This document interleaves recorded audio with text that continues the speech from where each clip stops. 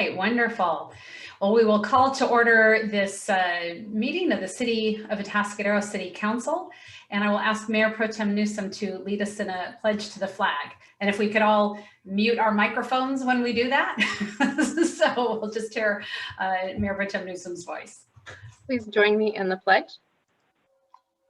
I pledge allegiance to the flag of the United States of America and to the republic for which it stands, one nation, under God, indivisible, with liberty and justice for all. Thank you. And for those of you who wonder why some of us turn off our cameras, it's because when you stand up, you see the belly, and it's not necessarily the best view. But Susan's smart. She holds the flag, so we're perfect there. All right. And City Clerk, roll call, please. Councilmember Borbo. Here. Councilmember Darris. Here. Councilmember Funk. Here. Mayor Pro Tem Newsom. Here. Mayor Moreno. Here. All present. Thank you. Well, if you are watching or listening to our City Council meeting tonight, we welcome you.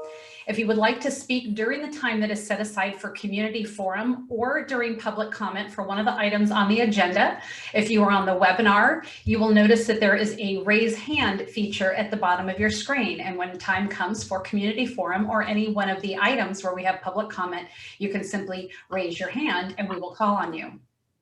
If you are listening, if you're maybe watching on Charter or you're listening on 1230 AM KPRL, then you can call in via phone. The number is 805-538-2888. When you call, please do let us know which item you would like to speak on. And once again, that number is 805-538-2888. And we'll occasionally have that up on the screen as well for you. May I get an approval of the agenda? So move. A second. We have a motion by Councilmember Funk, a second by Mayor Pro Tem Newsom, and we will waive the reading in full of all ordinances appearing on this agenda, and the titles of the ordinances will be read aloud by the City Clerk at the first reading after the motion and before the City Council votes. Roll call, please. Councilmember Funk. Yes. Councilmember Borbo. Yes. Councilmember Darris. Yes. Mayor Pro Tem Newsom. Yes. Mayor Moreno. Yes, ma'am. It passes. Thank you. We have no presentations this evening, so we'll move on to our consent calendar. The consent calendar contains items that are considered to be routine and non-controversial by city staff and can be approved in one motion if there's no member of the council or the public who wishes to comment or ask questions. If we do have any comment or discussion, then the item will be removed and we will vote on the rest of the consent calendar and then come back to that item. So I will look to my colleagues to see if there's any member the council wishing to pull an item for discussion. Councilmember Funk? I'm not wishing to pull an item, but I noted that our treasurer is on the Zoom call. And I didn't know if he needed to be recognized so that he could, if he wanted to make comments. Thank you very much. So seeing no comments by any of our council members, I will then ask if our City Treasurer, Mr. Seebach, is there anything that you wish to comment on with regards to the December 2020 investment report? Well, thank you. Not much. It's pretty self-explanatory, except just we are continuing to see declining earnings. There is not any really good investments available. We're trying to find anything we can that has the best, some kind of a return which also has a safety in it. But it's just going down. And actually, there are some things that are starting to turn back up a little bit, but it'll be slow and it'll be a long time before we're back where we were. So sorry, but that's life now. Thank you. Thank you for the question, though. Certainly understand. And I will look to our attendees, if there's any member of the public who is attending that would wish to comment or pull an item on the consent calendar, you can go ahead and raise your hand. Luke, if there's anyone on the phone, please let us know. We have no callers. Thank you. And our city clerk, do we have any members of the public who emailed anything in on the consent calendar? We did not. Okay, thank you. So I will close public comment and bring it back to the council. Do we have a motion? I'll move approval of the consent calendar. I'll second. I'll move approval of the consent calendar. Thank you. We have a motion by Councilmember Barbeau and a second by Councilmember Funk. Roll call, please. Councilmember Borbo, Yes. Councilmember Funk, Yes. Councilmember Daris, Yes. Mayor Pro Tem Newsom, Yes. Mayor Moreno. Yes, ma'am. Motion passes. Thank you. And now we are on to updates from the city manager, Ms. Rickard. Thank you, Mayor and Council. First of all, can you see my screen? Yes, we can. Okay, fantastic. Wanted to talk about Brew at the Zoo. So we had so much fun in September that we're going to bring you another virtual Brew at the Zoo festival for our 7th annual event. It's going to be held on April 24th from 12:30 to 3:30. Everyone who signs up will receive a 14-pack of craft beer delivered to their own front door from a variety of artisan brewers from all over California. And we have one from Oregon this year. The virtual Brew at the Zoo festival will include behind-the-scene animal tours with our very knowledgeable zookeepers. You'll get to learn about each of the 14 artisan beverages in your pack from the brewmasters themselves and enjoy some great fun music played by local bands. All proceeds benefit the ongoing conservation and educational efforts of the Charles Paddock Zoo, and tickets are on sale now. So if you are interested in attending the annual Brew at the Zoo, or you want to give it as a gift to somebody here in California, information can be found at visitatascadero.com. We want to say a big giant thank you to Earthshine. On Saturday, February 13th, more than 100 community members, along with Earthshine, a local nonprofit organization, gathered to pick up trash in downtown and the creek area. Thanks to our great community members, along with the city council and staff members. I know I saw a lot of you out there. Earthshine organizers said this was one of the largest turnouts they had ever seen, and over 50 cubic yards of trash was collected from the creek and downtown corridor. Earthshine hosts monthly cleanup events at the Atascadero Creek and the Riverwalk in Paso Robles. If you're interested in helping out either here in Atascadero or in Paso Robles, they do have an event at least once a month, and if you go to their website, you can sign up there. I did want to remind everybody that we are accepting band applications for the 2021 Saturday in the Park Summer Concert Series. We hope to hold all of the concerts live. Our numbers seem to be going in the right direction. So, and in person this year at the Atascadero Lake Bandstand. Certainly that will be subject to COVID restrictions, but we are hopeful. Band applications are now available on the city website under Community Services, and all applications are due no later than this Friday, February 26th at 5 p.m. And then just a reminder about Atascadero Know Your Zone. Our Know Your Zone campaign is well underway, and we've had many Atascadero residents who've already gone online to register their address and look up which zone they're in. Everybody should have received a flyer and a sticker where you can record your zone and place it somewhere where you'll remember it. And in the event of a wildfire or other emergency, public agencies may issue evacuation warnings or orders for impacted areas, which are issued by zone. For anybody interested, please go to atascadero.org/fire for information and the link to find your zone. We want everybody to know your zone, so when they say evacuate zone number 2, I know, hey, that's me, and I need to leave. And with that, I'd be happy to answer any questions the council may have. Thank you. Thank you, Ms. Rickard. Any questions from council? Seeing none, we will move on. Thank you so much. So now we are on to community forum, and this is the portion of our meeting reserved for persons who want to address the council on any matter that is not on our agenda tonight and over which the council has jurisdiction. Speakers are limited to 3 minutes, and we ask that you would state your name for the record before making your presentation. And comments made during community forum will not become a subject of discussion. We allow a maximum of 30 minutes for community forum, and any members of the public who have questions or you need information outside of this meeting can always contact the city clerk at cityclerk@atascadero.org or 805-470-3400. And we will have the timer on to help you know when your time is up this evening with 3 minutes. So with that, I will ask if we have any members of the public wishing to speak.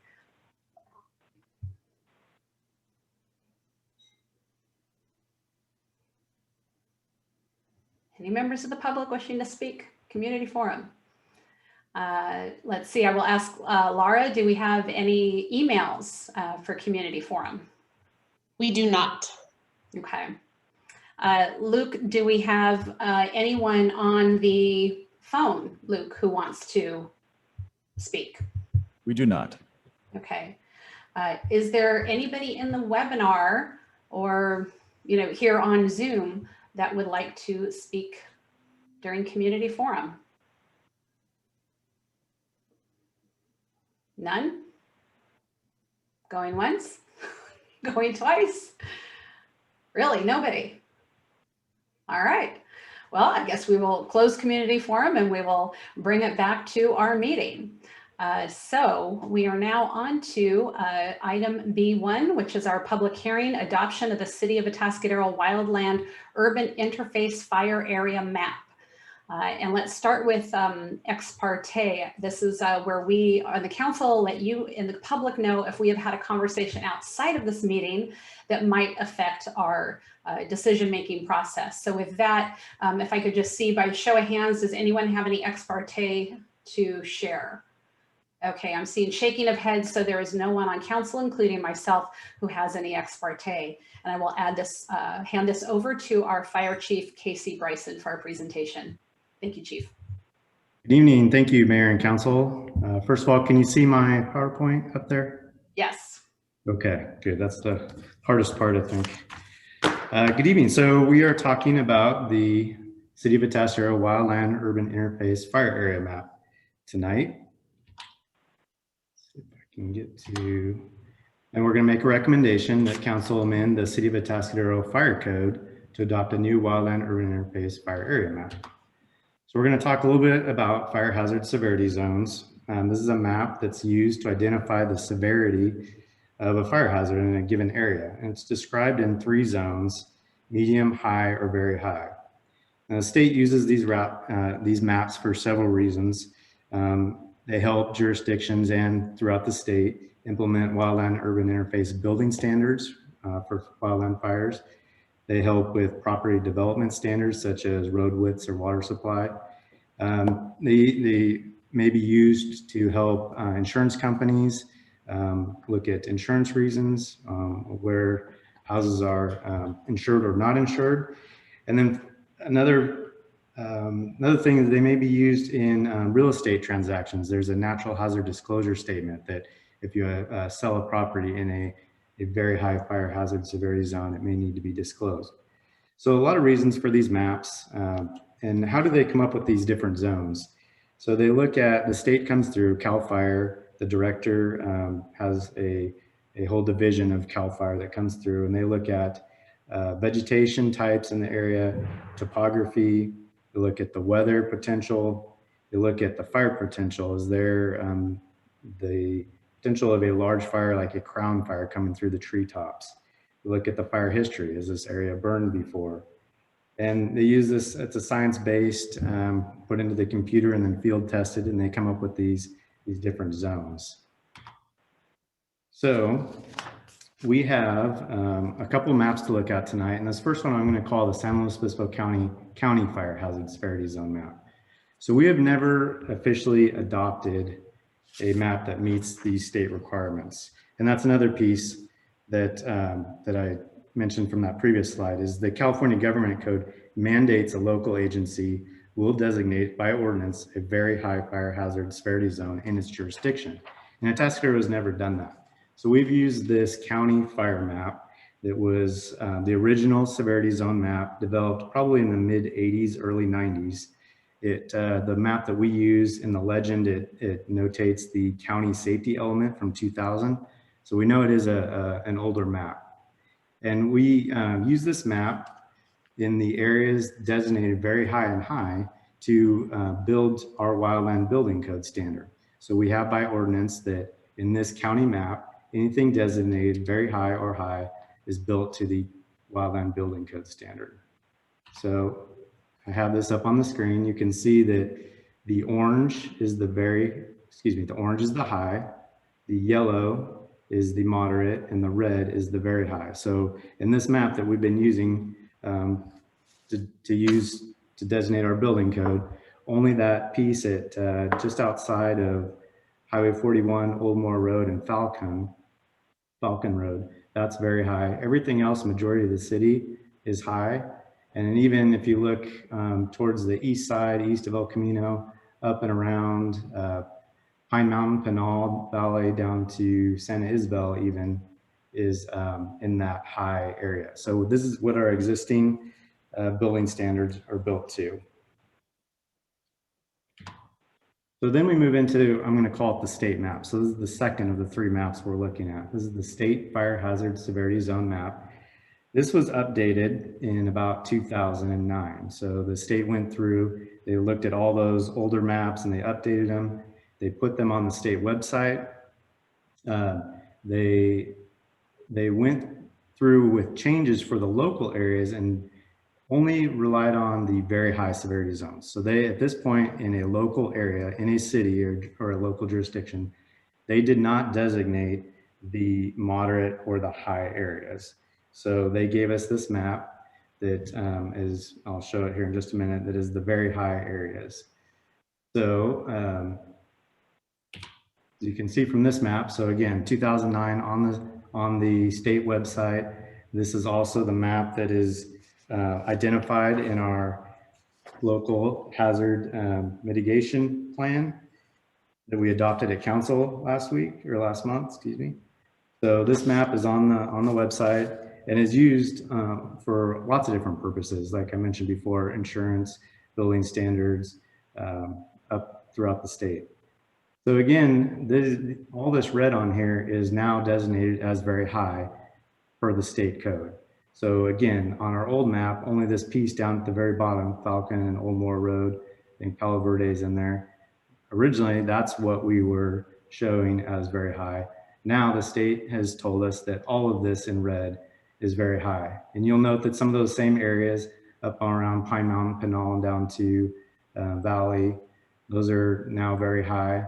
And a big piece of the city is, but you'll notice this patchwork matrix of it. It's very difficult to, I know Director Dunsmore's team does not like to enforce building codes where one side of the street is one thing and the other side of the street is something else. So you can imagine that this map is not the most user-friendly for our residents in enforcing building standards. So that's a big piece of why it has been on the website, but we have never officially adopted this map for the city. So it brings us to the Wildland Urban Interface Fire Area Map, which is why we're here tonight. We feel like this is the right time to add this map. We know we designated, we talked about the state map in our hazard mitigation plan last month.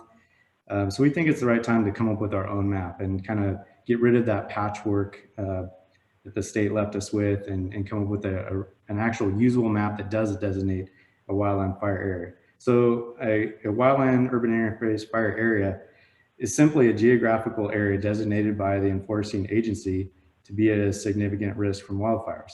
So we're combining those two maps, the very high from the state map and the high, very high from the county map, and just overlaying the two. So we're just taking that existing map that we were already building to, and then overlaying that the newer 2009 state map on top and coming up with our designated WUI interface fire area map. So in essence, we're meeting the state mandate by adopting a hazard map that's exceeding the state requirements while maintaining those existing Atascadero Wildland building code standards. So this is what our map looks like. This is what we are bringing to you tonight. This is our new Wildland Urban Interface Fire Area Map. Like I said before, it is combining those very high from the state with what we were building to of the high from the county. So it's basically overlaying the two.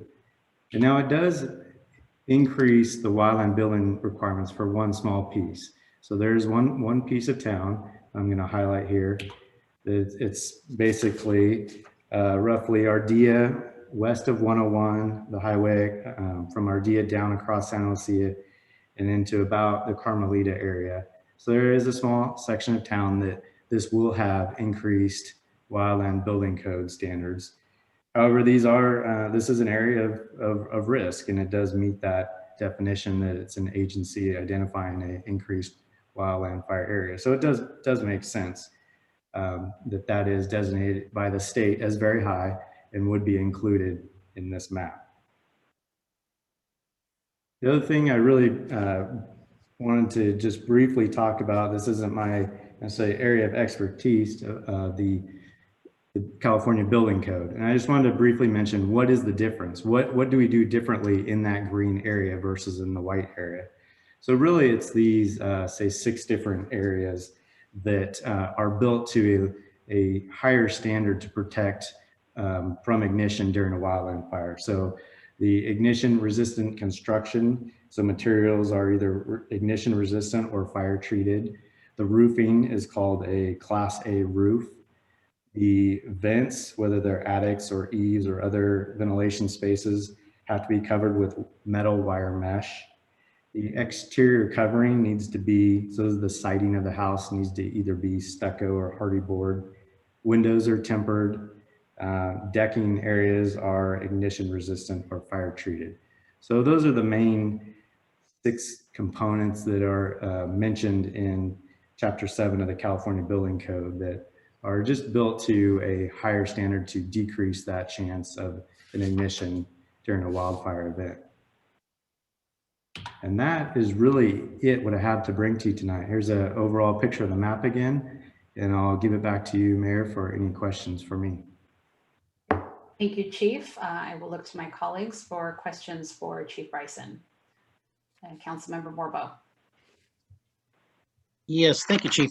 Could you go back to the other map, the state fire, high severity one that has kind of spots that are white and spots that are red? That map? No, it showed that one there. So if I understand, you made a comment regarding this map that Mr. Dunsmore in the Community Development Department, they don't like having to enforce something on one side of the road and not on the other. So the WUI, the Wildland Urban Interface map that we're looking to adopt tonight, kind of fills in all of those little white patchy areas on the west side, I'll say. And maybe this is a question for Mr. Dunsmore. Have we, if you look at one of these spots out here on Yano or something, if I were to have built a house in the last few years there, did we require wildland building code or did we not? We did. We required it because if I go back to jump to this map, everything in orange was already being built to that standard. Okay, to the original high area. Okay. Yes. Anything that in this old, and I'm calling it the county map, anything in this map that was designated very high down here in the red or in the middle here in orange was already built to that standard. Okay. And so this was the governing map because that other one also already included the area around Ardea, Venado, et cetera, as a dark red area. Correct. So this was the governing map, which, yeah, I'm right inside that. And I know when we built an ADU, it was quite expensive to do some of the, additional requirements, which I don't know if they were governed just in terms of modern building code or because they were required by the Wildland code, but they could get pretty pricey. So on the green map, the map we're being asked to adopt today, and I see it's on this map, as I look at it, and I've looked at it very carefully, it appears to me clearly that the Vaughn Shopping Center is in the Wildland urban interface, and that puzzles me. Along with, pretty much the east side of El Camino from Highway 41 down to, well, pretty much all the way down the city to the south end of town. And that kind of puzzled me that the Vaughn Center and those types of commercial things, Plaza de Pueblo, et cetera, would be in this area. You know why that would be? So we didn't adjust very much. So Luke developed this map for me, and we did go out and kind of ground truth some of these areas, and we did not adjust away from the county map to much extent. We did kind of bring the green down to the riverbed just past Capistrano, and we did, I think, draw it to the intersection there just to make clean, a clean mark on the map. I don't think we changed too many other areas, but we tried to keep it exactly what it was on the original county map. Now, all right. So my follow-on question to that would be, so if somebody owned commercial property, I know from having done it somewhat of the the cost of complying with the Wildland Building Code to build a residence. If I were a commercial property owner somewhere along the east side of El Camino Real there between Highway 41 and the south end of town, and I wanted to build a commercial project, what would these requirements entail for a commercial property as opposed to a residence? Same requirements pretty much? I believe so. The Chapter 7 that I mentioned in the California Building Code really talks about residences. So I don't know if I'm going to be able to give you that answer completely on the commercial. I feel like the commercial standards already exceed just from those types of that I mentioned, the exterior siding, the roof structure, the windows. I believe that. Okay. So you're saying, yeah, I would follow. That might be logical that the commercial requirements already kind of meet some of those, because my concern here is about imposing, additional expense on a commercial property owner, one who wants to build something in an area that certainly to the layman, the Vaughn Shopping Center, Plaza de Pueblo, et cetera, don't seem like part of a Wildland urban interface to the casual observer. And I'd be concerned about imposing additional expense on such I understand. And property owners. But if the answer is, hey, they already meet the requirements because of the nature of commercial building, then it doesn't have that much impact. So I believe that is the case. And really, this Vaughn Shopping Center is the only change. The existing map was down El Camino, and then we just drew that line in to make it a clean map right there. All right. I will also be concerned though about would there be any potential impact on fire insurance rates for any of these business owners along that strip of land. Potentially, I realize different insurance companies do different things, but nowadays with the data available to them via just overlaid satellite photos, they can satisfy themselves that yeah, you're in a zone, but there's no trees on your property, maybe you're safe. But I would be concerned for those who would look at our map and then charge a higher insurance premium to, let's say, a small business in Plaza de Pueblo. Right, and insurance companies are very difficult to get answers exactly what they're going to do, how they're going to treat different residences. I actually would be more concerned for the residential properties. Commercial buildings, I believe, would typically fall under the Insurance Services Office. So our ISO rating of our fire department would probably dictate more on the commercial businesses than the WUI fire area map would. I'm not too concerned that the commercial business rate insurance rates would be dictated by this map. Yeah, I mean, that makes sense to me. It's something I'd feel a lot more, if we adopt the map tonight, as we likely will, I would feel more comfortable knowing that's an accurate statement down the road. Separate question for you. On page 40, well, beginning on page 39 in the agenda packet, we have our resolution. Well, it's, now therefore the city of Atascadero ordains as follow as the beginning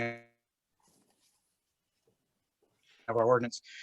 And our finding A, that, we can have floods here, and finding B, we can have earthquakes here. And then we get into C, says that the central commercial area of Atascadero consists of mixed conditions that create the potential for possible conflagration, including congested streets during the business day. Well, I actually wish we had congested streets during the business day. It'd mean we'd have a more thriving downtown. But I wondered just about that. How really, I mean, is that accurate? I mean, I don't know much about firefighting, but is our downtown area considered a particular hazard? I would not say our downtown is a particular hazard. That's not the area that I'm most worried about in town.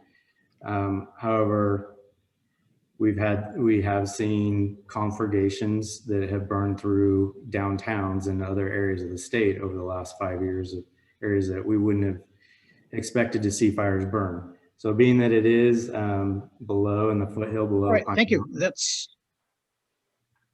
okay. Got it. All right, thank you. That's all my questions, Mayor.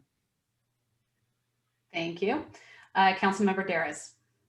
Thank you. Yeah, I'm going to have a question and then a comment on what Charles had brought up on the, oh shoot, I lost my train of thought. What was Charles? Oh,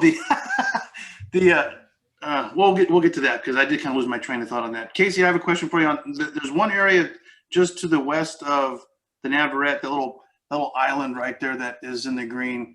Why didn't we is there a reason why we just didn't fill in this area to the west of that as green? Because it does sort of create that little bit of an area of, across the street is one and not the other. You're looking at the Portola area right there? Yeah, right in there. So just to the left of where your cursor is, that little white pocket that's between, that green creates a little bit of an island, if you will. But to the left of that, then we've got white and then green again.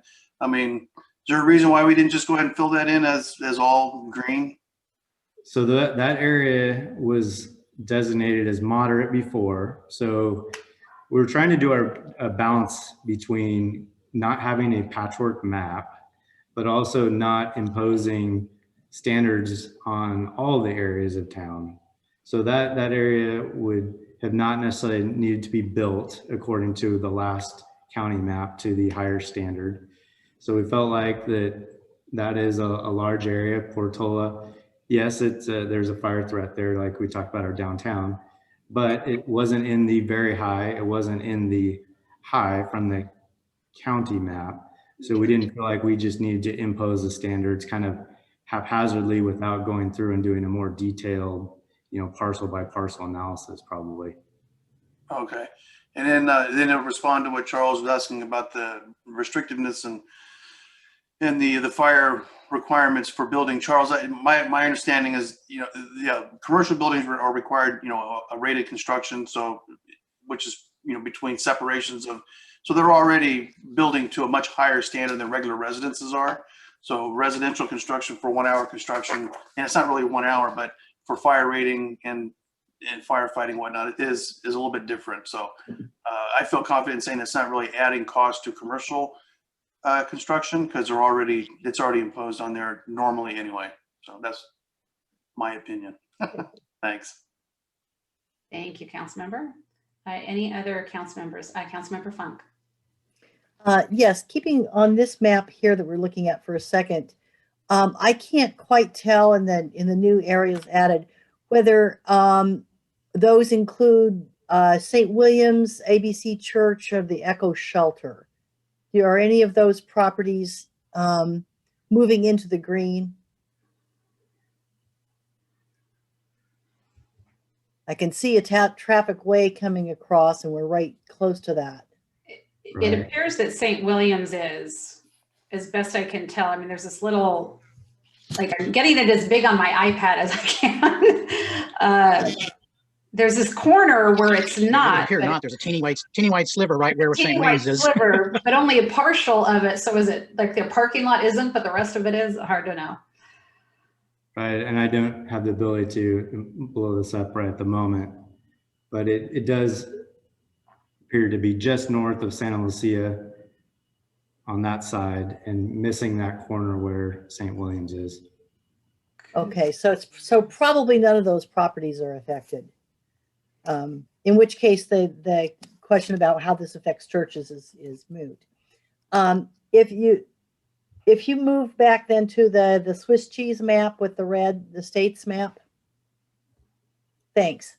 So as we're looking at the areas that have always been part of our wildland urban interface and have been required to build to these standards, but are not in the states map, if properties that are in those white areas were allowed to build to lower standards, could that be allowed without increasing, potentially adding risk to other areas around them? You know, I mean, if their property might not itself be there, if their property catches on fire, wouldn't that continue to add risk to the area? Yes, it would. One of those factors, and I don't think I mentioned it, and the factors that they use to determine the different fire risk areas, it is ember production. So if one house catches that is built to a lower standard, catches easier and ignites, that is a reason that would produce embers and could catch neighboring houses on fire. So that would be a real argument, a reason to have continuous areas. Correct. All treated the same, so that everybody does what they can to protect the neighbors. Yes. Okay.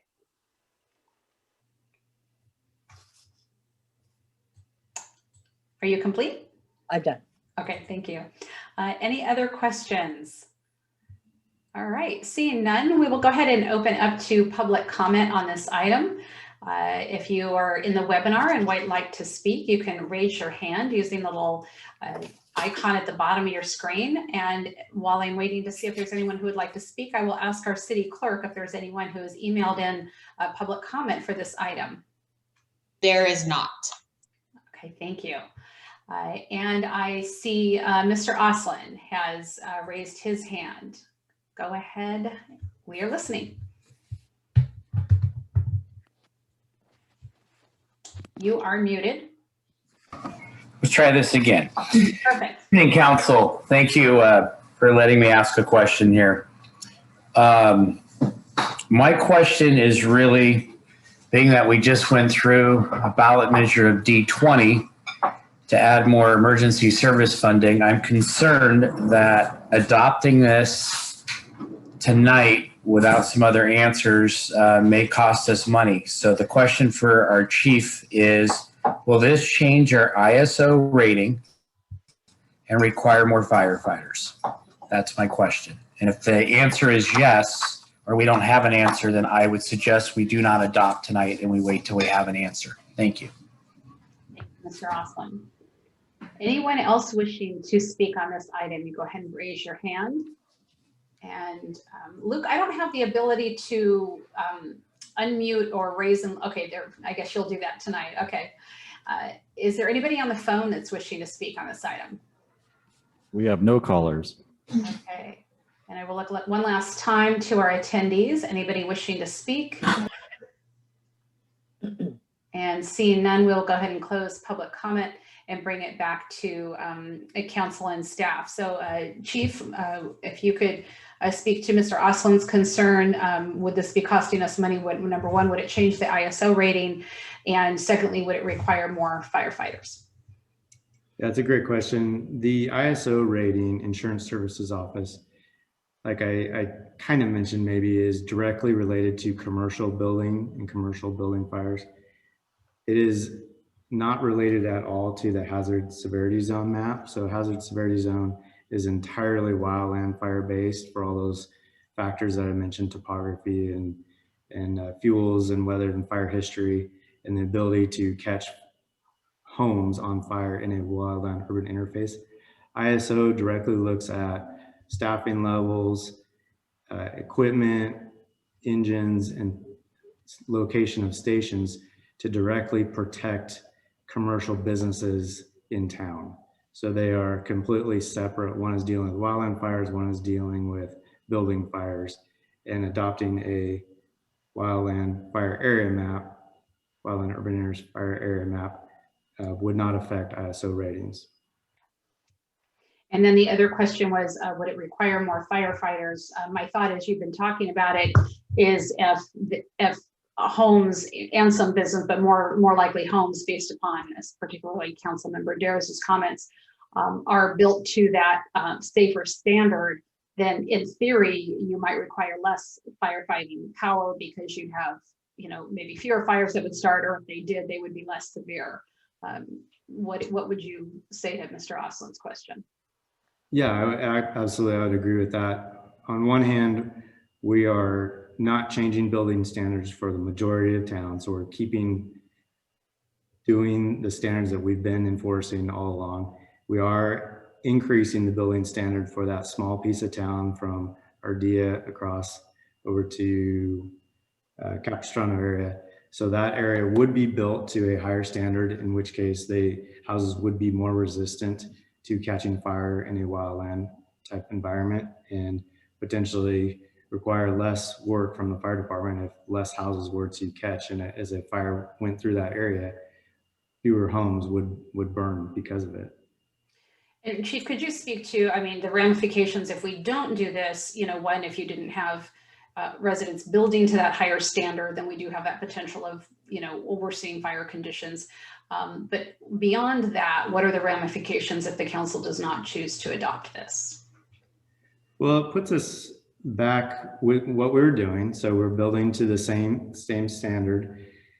The reason why we brought this now was really because we're identifying that we're talking about that state map in our local hazard mitigation plan. We're talking about mitigating hazards, and we're referencing that state map.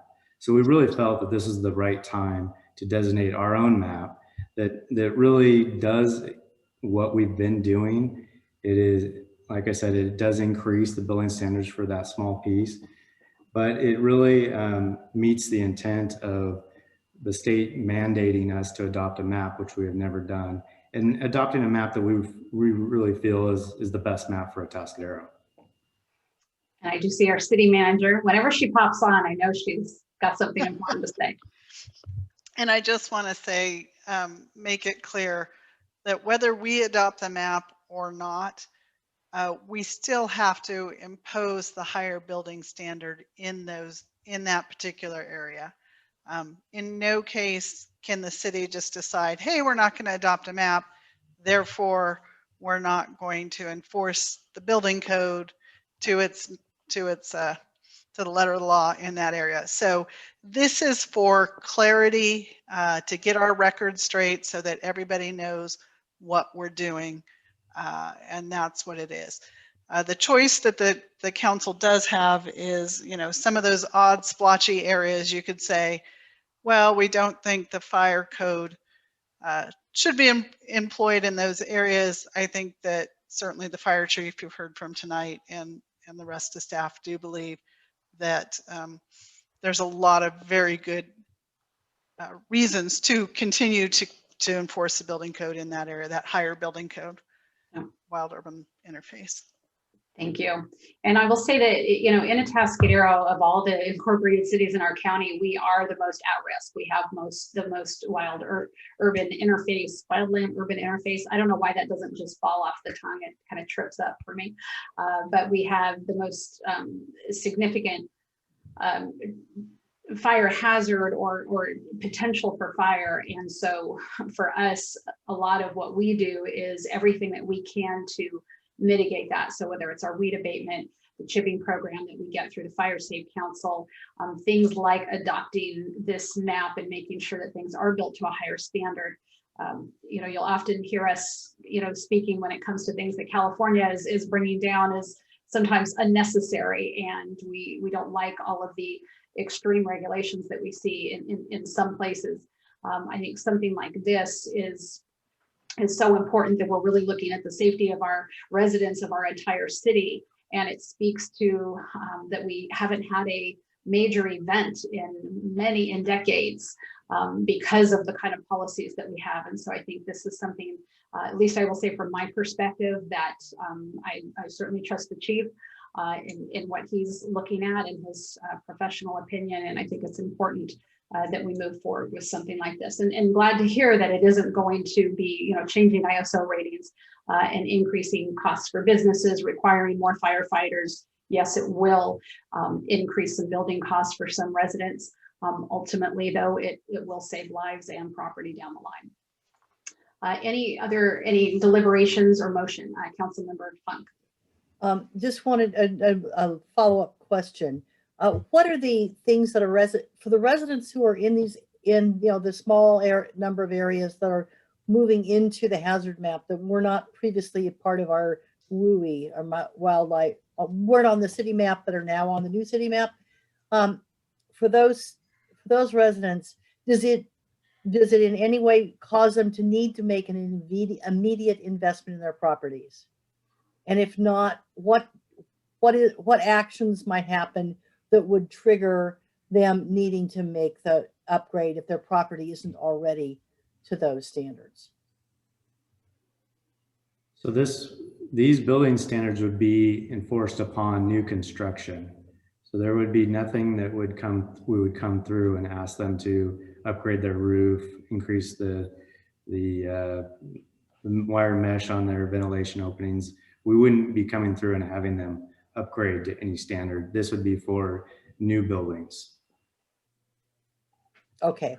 And then if residents want, in these areas or to become more aware of fire safety hazards that they have, and they want to find out more about how to make their properties safer, so that they're less at risk if a wildfire comes through, where should they go for better information? That was a fantastic question. We have a bunch of information on our website. We use the Ready, Set, Go.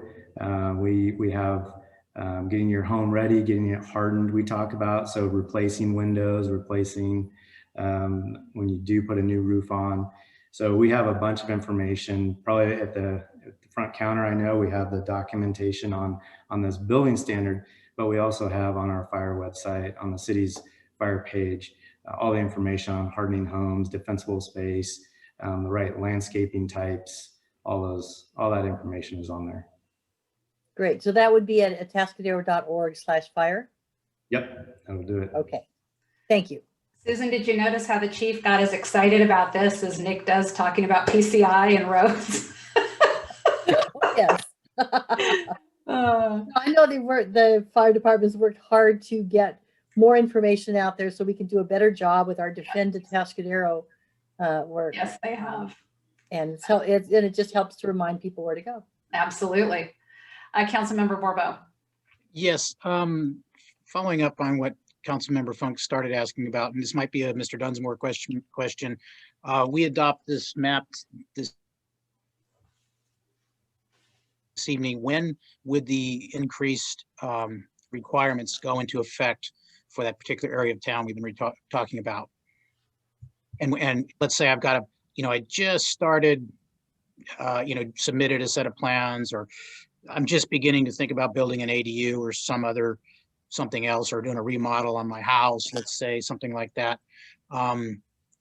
What would be the impact? When would it take effect, and how would it affect anybody in the works? And what does in the works mean in the sense of who'd be affected?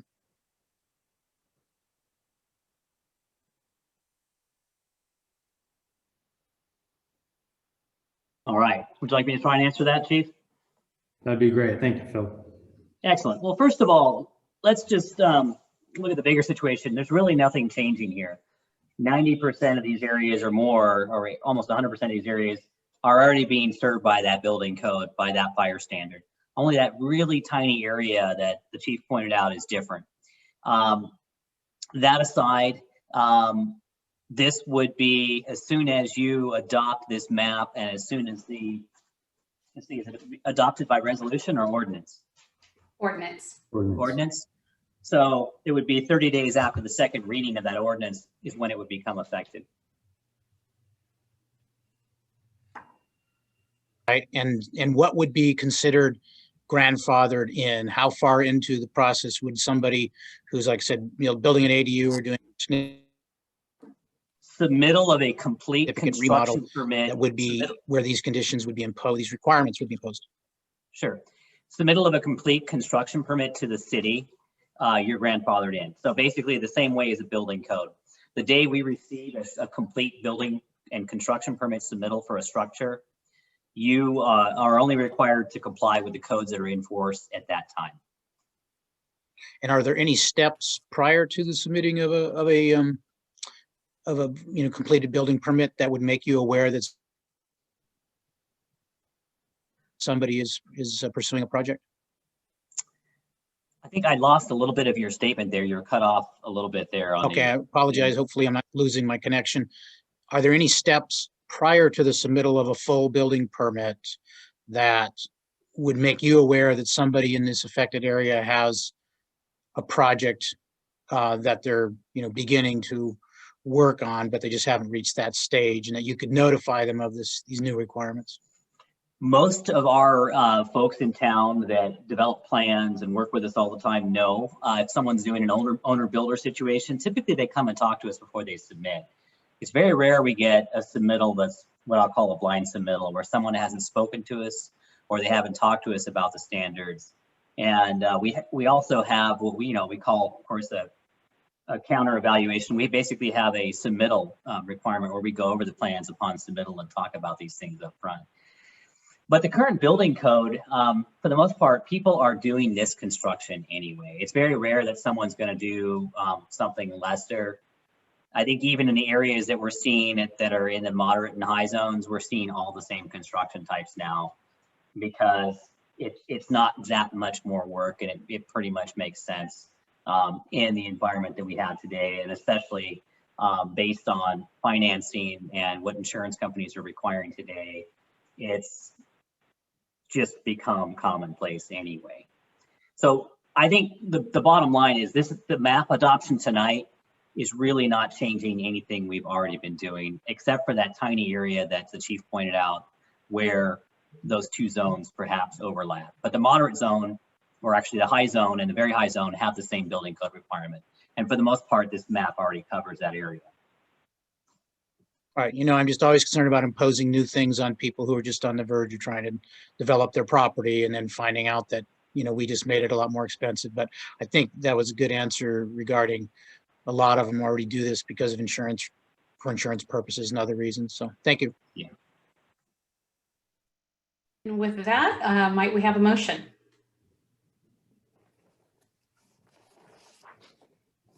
I move that we adopt staff's recommendations. I will second. Great, thank you. We have a motion by Mayor Pro Tem Newsom and a second by Councilmember Funk. The city clerk will now read the title of the ordinance.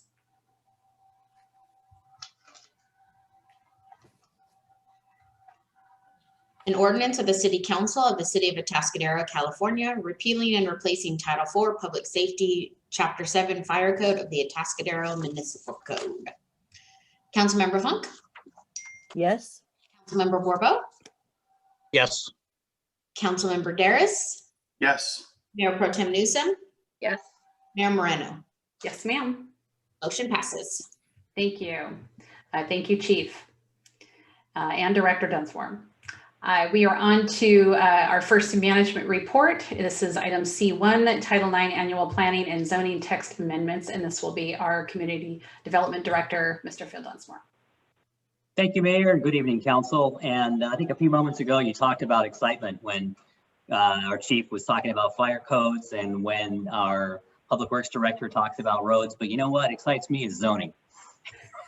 It's what I do. So tonight I get to talk about one of my favorite topics. So I'm going to get you excited about it too. Anyway, let me try and bring up my screen while I'm chatting away. But every year, what we like to do is make our zoning code better and do improvements to make our job easier and make the public's understanding of our job easier. And tonight,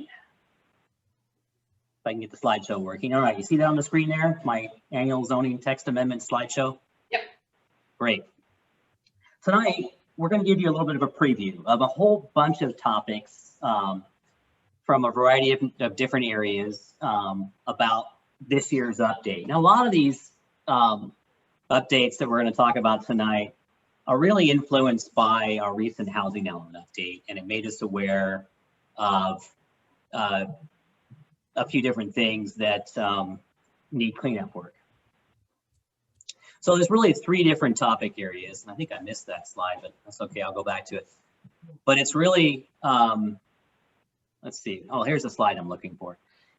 Really, a lot of these topics are about housing element implementation.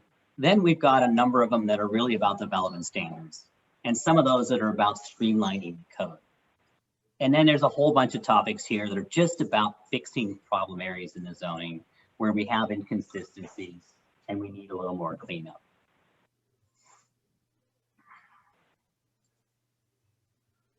So the biggest one, and one that was recently revealed to us by the housing element, is our rural nature of our residential zones. We really like to have ag uses in our community, and that's something that's been the nature of our history, and we want to continue that. But for whatever reason, the state's Employee Housing Act requires that we allow what we call by right housing, which is, allowed without discretion, in any of these zones where we actually physically stipulate that we allow agricultural uses. And it means that we have to allow farm worker employee housing, higher density housing, essentially like apartments in all of our rural west side, for example. The amendment we're proposing, the first one I want to talk about, is removing all of those agricultural land uses from the list of allowed uses in residential zones. Now, would that mean that I can no longer raise pigs on my property for 4-H? Would that mean that my neighbor can no longer have their own little vineyard? Would that mean that I can't grow my own herbs and spices and do that kind of thing, or have my own small farm that I supply my neighborhood with, or whatever you're going to do with that? No, it simply means that we're going to shift that list of uses into the already allowed list of residential accessory uses that we allow in neighborhoods anyway, to keep our rural nature and our agricultural charm of our community. But it's simply the way it's written. And right now we have a number of uses that are agricultural uses that are separately identified in our zoning that are allowed in the residential zones. And I think this cleanup really would remove us from that requirement. Just to note here, each one of these slides where I've got a little house at the top, what I'm trying to suggest there is these are associated with the housing element, associated with housing state law, associated with kind of streamlining housing production, which is what the state really would like us to do. Another one that was identified in the housing element is just a clarification of height in the multifamily districts. Right now, we've got language that says we can't go over 2 stories in a multifamily apartment district. But our zoning allows us to go up to 30 feet, which really can fit a 3-story structure in a lot of cases. The housing element identified that as an impediment. What we're asking here is that just deleting that 2-story definition, we could retain that 30-foot height limit. We could even raise it 5 feet if we wanted to. That's going to allow us a little more flexibility for architectural interest, quality, different things, roof pitches. So something to think about there. We don't have to get into that detail tonight. But again, this one's pretty straightforward. We already have developments. There's things like Emerald Ridge that look like they're 3 stories, but because it steps up the hill, it's really a 2-story building, but they're able to do some tuck under parking still under that 2-story definition. But this would just make it more straightforward. Third one here, just clarifying residential density in commercial zones, not changing anything. But right now in our general plan, our housing element, it identifies that 24 units an acre should be allowed in the commercial retail zone above commercial as a mixed use project. We already allow it. It's just not listed in the zoning. It was left out. So we've got to refer back to our general plan, our guiding document, every time we make a determination on density for a mixed use project in the retail zone. This would simply list it in the zoning where it belongs and not change anything there. It just helps us clarify where things are. This one comes up all the time. Covered parking often becomes an impediment to getting a good design or can make projects be more expensive for multifamily housing. Multifamily housing has specific parking numbers that are supposed to be put in for each bedroom. Roughly half of that parking is supposed to be provided under a cover. The idea was they'd have garages or tuck under parking, but in a lot of projects, that just means big carports. In some cases, they come out great. In other cases, they get designed as an afterthought. What we're asking for here is more flexibility for the developer, more flexibility for staff, just to say, if you want covered parking, let's put it in. If not, let's remove it. Right now, for example, in our single family residential zones, we don't require covered parking. You're required to have parking on your property, but you're not required to have a garage. But we do require it in multifamily, which is kind of contradictory. Here's one that's not so much housing, but more about streamlining. This is the good old discussion about detached accessory structures. Over the last few years, this is probably one of the most common exceptions that we've carried through the Planning Commission. Sometimes they bring out interest from the neighborhood, sometimes they don't. Typically, they get approved just as they've been applied. And they have to go through an expensive conditional use permit process, and it takes a lot of time for staff. The rule right now is that anytime you want to build a workshop or an extra garage or some other detached storage, barn or structure on your property, it has to be less than half the size of your primary structure. So you've got a 2,000 square foot house, your cap's going to be 1,000 square foot. So what we're suggesting here is that instead of just having a cap, increase that cap to be at least 100% of the size of the structure. And if you exceed that 50%, put in some design standards. And these are just sort of an idea of how that would be. For example, design standards that say it needs to be on the back half of the lot. It needs to be compatible with the pattern of development in the neighborhood. Needs to be, lesser than the floor area of the primary structure. Located on a conforming lot, which means a lot that's large enough to meet our zoning standards and doesn't impede with the solar access and the views or the drainage. For example, doesn't remove significant trees. These are the kind of things that we would look at with a use permit anyway, but do all these need to go to the Planning Commission? We could also lower the level to an administrative use permit. So this is something that I think we've kind of discussed, back and forth. We just haven't got around to doing it. Maybe it's now time to add that streamlining and have staff take more of the action on that type of a level. Another one here in the zoning, we found this little loophole. Not a lot of people have taken advantage of this one, but it's the scrap and junk one. It's when we have a lot of storage on a lot. This is just another tool that staff is looking for in our toolbox. Right now, you can have 200 square foot of storage, just junk and stuff laying around, unless you've got it enclosed by a solid screening 6 foot tall fence. Beyond that, there's no limit. So let's say I had an acre, 2 acres of storage of stuff. As long as it's surrounded by a fence, it's essentially legal. Now, should that be, and this is really in residential zones that we're talking about, not commercial, but should that be legal? Not that we're ready to go out there and enforce properties that may be existing like that right now, but it could potentially add another tool to our toolbox in the future if we have a significant issue. So what we're suggesting here is that still the 200 square foot, but maybe say, all right, cap it at 1,000 square foot when it's completely screened from neighboring properties or the public right of way. And 1,000 square foot's a lot of storage, but if it's completely screened, maybe it's not a big deal. But we just don't want to see 10,000 or 20,000, or for that matter, 43,560 square feet, which is an acre of storage outside. This one came up recently with a project, the wall construction, a couple of projects recently this came up with wall construction. Right now, our code says that retaining walls are measured from, when they have a fence on them as well, measured from the uphill portion of the side or lot. What this means is anybody can build an unlimited height barrier, 20 feet, right along a property line and be in compliance with our code. Typically, these do require design review, but the applicant can simply say, well, I'm in compliance with your code. What's wrong with it? But what this does, it has in a couple of circumstances allowed significant barrier heights close to a property line, potentially damaging view sheds, solar access impacts, casting a shadow over property. And it's just not, it doesn't meet a lot of the design intent for preserving neighborhood compatibility. So it's somewhat problematic.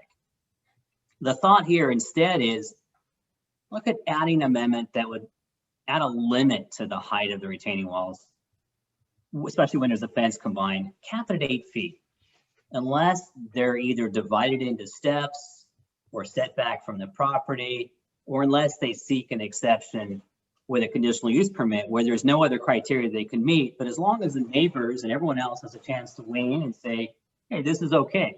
Or let's say, for example, that the wall height is inboard to the property that's building it. In that case, it would be okay. And we could write that into the code. But when someone's building a massive wall with a fence barrier on top and it's imposing on the adjacent property, it can be a substantial issue. Mortuary services. This one, not a significant issue, but we did notice recently that we do actually allow a crematorium in a retail zone. Not that we've had significant demand for them, but it does just appear to be somewhat problematic when that appears to be more of an industrial land use. And it's strange they're not allowed in an industrial zone, which is where you'd want them. So I think this is just a shift to say that a mortuary service, the office and all of those things would be great in a retail zone. But when they start having the actual crematory service, that is something that perhaps belongs in a different district. It's not the typical storefront kind of use. So that would simply remove that from the retail zone, add them to the industrial zone, thereby simply modifying where these facilities can be established in the future. Could even be a conditional use permit in the retail zone, but just an oddity that's been in the zoning that we just haven't taken out. Hasn't been a problem really yet. But gates, something again that we just haven't addressed. Right now, our gate, anyone that builds a gate has to be in compliance with the fence height standards. And a lot of folks want to build taller gates, entry features, and we have to deal with an exception or deal with something different every time we do that. In this case, we're simply saying that a gate is not part of the fence, and a gate can be taller, a gate can be more flexible, so long as it's got enough room for a vehicle to pull off of the street while the gate's opening, so that there's room for vehicles sitting off the street so they can get into it. So there's a setback rule and then a height limitation of about 12 feet, which would be plenty of flexibility for gate posts and columns and arch features. And we get a lot of requests for those all the time, and we just have to find ways to make those work. DRC, Design Review Committee. Currently, everything that's approved by the Planning Commission has a time limit to it. When you apply for a conditional use permit, it's got a time limit. And you can get an extension to that time limit. But a lot of projects don't go to the Planning Commission. Instead, they just go to the Design Review Committee because they're an allowed use, and we want to streamline that review process. But we end up in a situation sometimes where laws change, codes change. For example, we approve a gas station through design review, and then 6 months later or so, we change the code and say, well,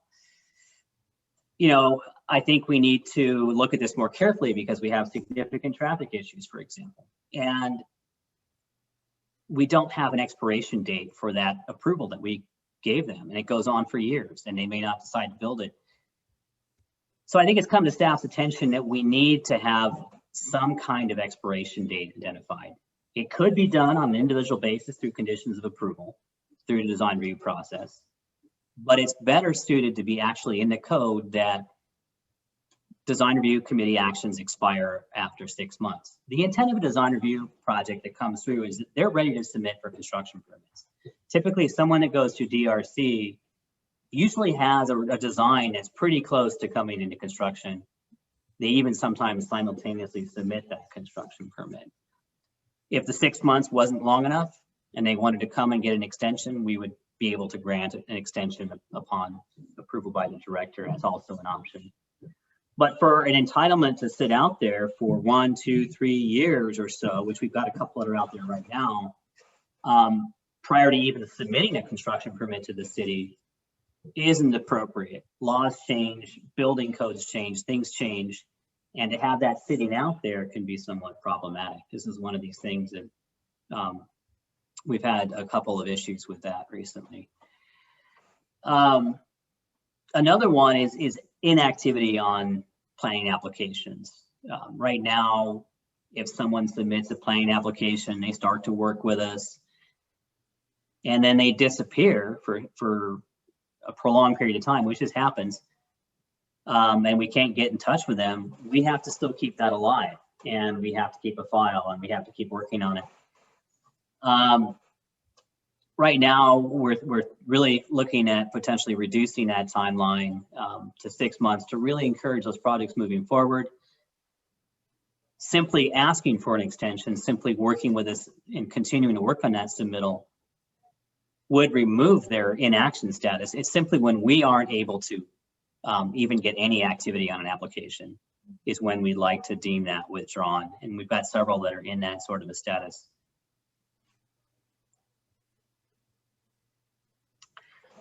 This is one that simply adds more flexibility to development. Right now, our code simply says if you're on a corner lot, let's say you've got a vacant lot, I should have drawn a graphic up for this one, and you want to build an addition to your house or build a new house, the code is the one that chooses where your front yard is, because the front yard's got a 20-foot setback and the side yard has a 10-foot setback. So it forces them to go with that longest side for the side, and then the shortest part of the property has to be the front. In many scenarios, because of unusual lot configurations and weird street frontages that we have all over Atascadero, that doesn't really work. It's better off that the applicant comes in and just says, hey, I'm going to choose this as my front yard, I'm going to choose that as my side yard, therefore I can build my house creatively, a little more flexibly. I still have a front setback, I still have a side setback, I still have a rear setback, but I've selected where those are in relationship to the street and based on the configuration of lot. So this one just adds more flexibility to that. This one, and we're getting into some minor details now, is really just about bringing consistency to the building code. Right now, our muni code, our zoning code says that buildings that are less than 12 feet in height can be located as close as 3 feet to a property line. However, the building code still has a minimum 5 foot. So this drives our building official crazy. So he's always having to say, no, it's 5 foot. So we need to simply put that back to 5 foot. And that 5 foot is in place really because of fire protection, keeping a very minimal setback for construction away from a property line.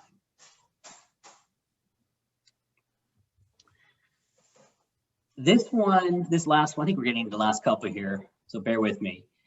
This is when we started reading our downtown commercial zoning district code recently, realized there was something kind of left out in the description of ground floor office. A few years ago, when we did the amendment that essentially prohibits new ground floor office in our downtown, we provided a map specifically where that would be implemented. And it was intended to be implemented on Traffic Way, Entrada, Lewis, Palma, and El Camino north of Atascadero Creek, that we didn't want to see any more ground floor offices in that zone, especially around Sunken Gardens Park, unless they could meet a specific set of findings, that was the best darn thing that could go there.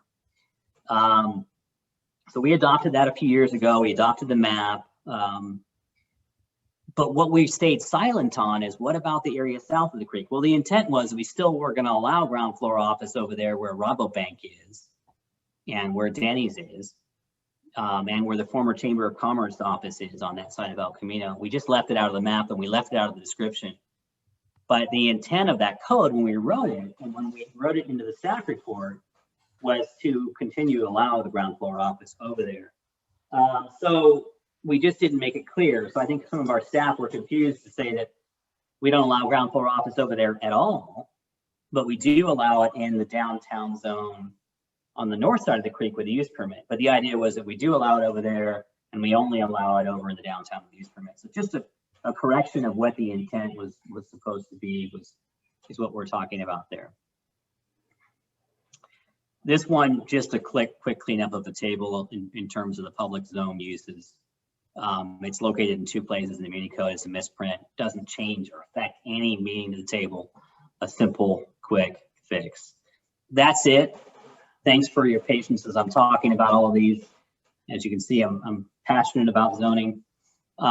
We're seeking early input on these. What would have to happen is we still would need to go to Planning Commission and back to City Council, and then back to a second reading before we could move forward with these. But tonight at least gives you a preview, and you could let us know which ones that we should carry forward, which ones are worthy of changing.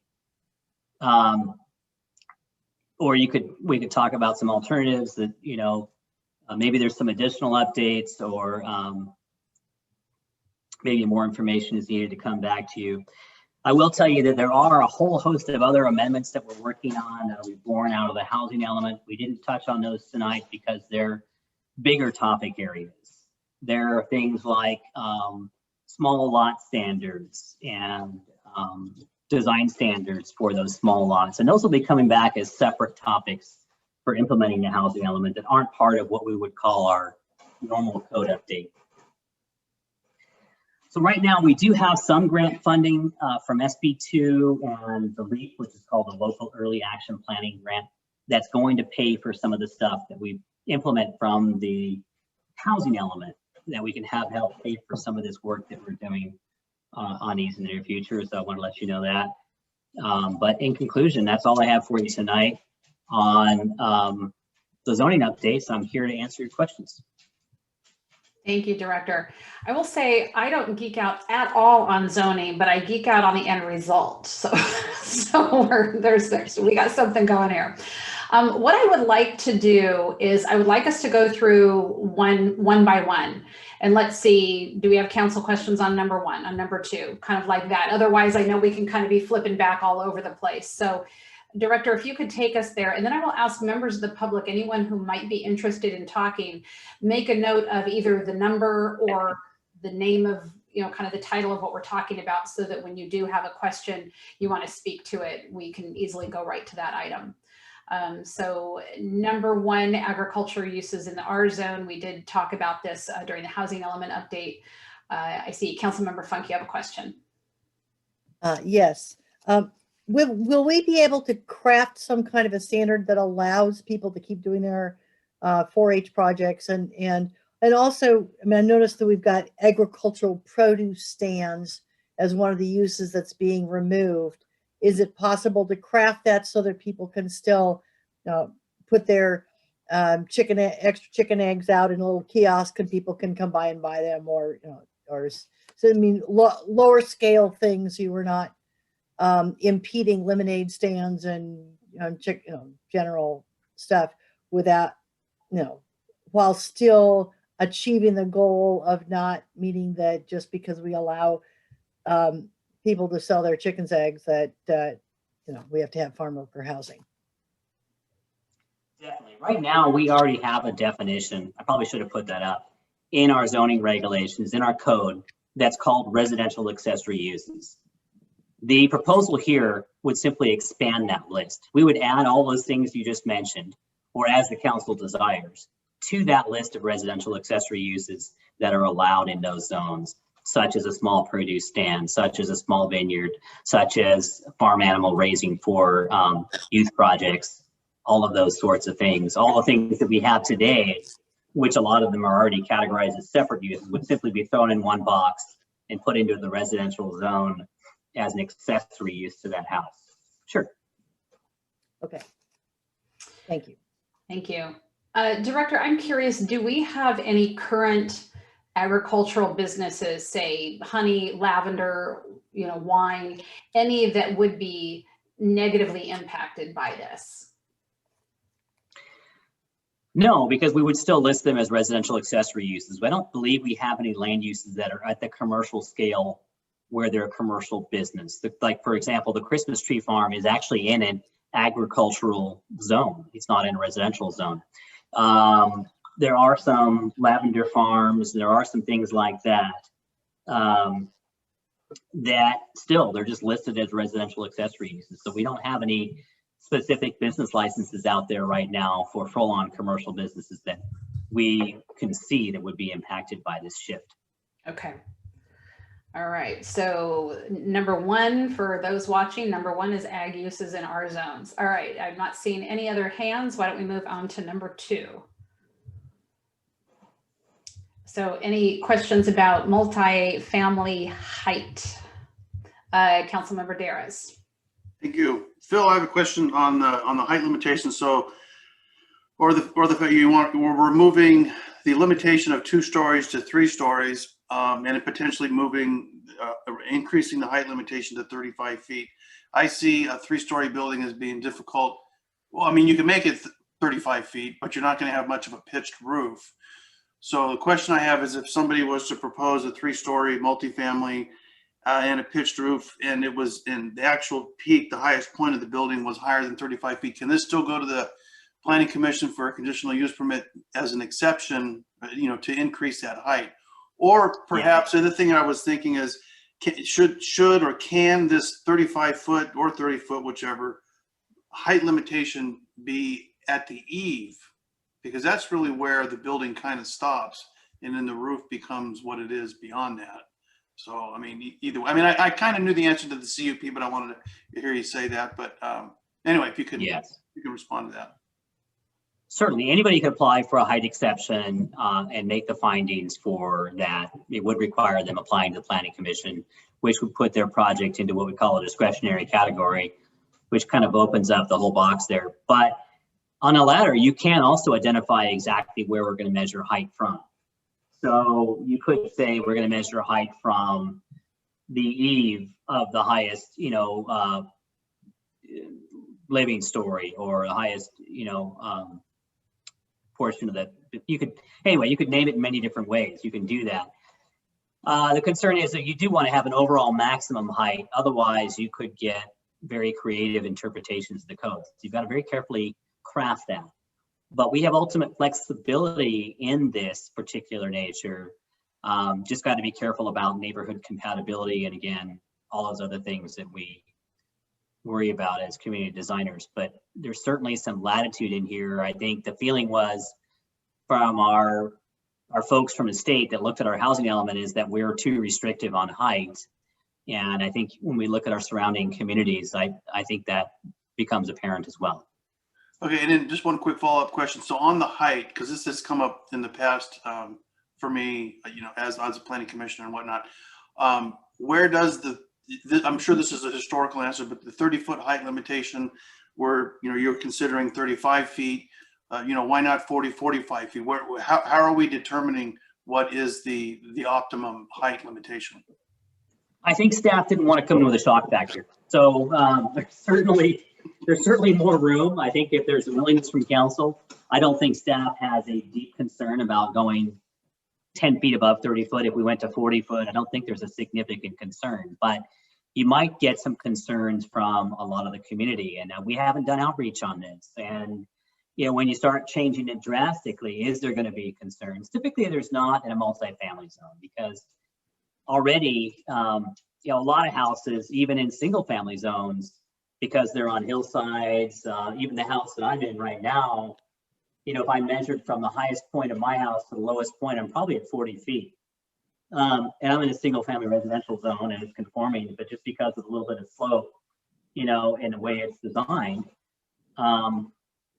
It's just how it is. So there's some things we need to look at, but I think that staying within about a 10-foot range, you're probably not going to see significant impacts. And we still have setbacks you've got to deal with. You've still got density as a limitation.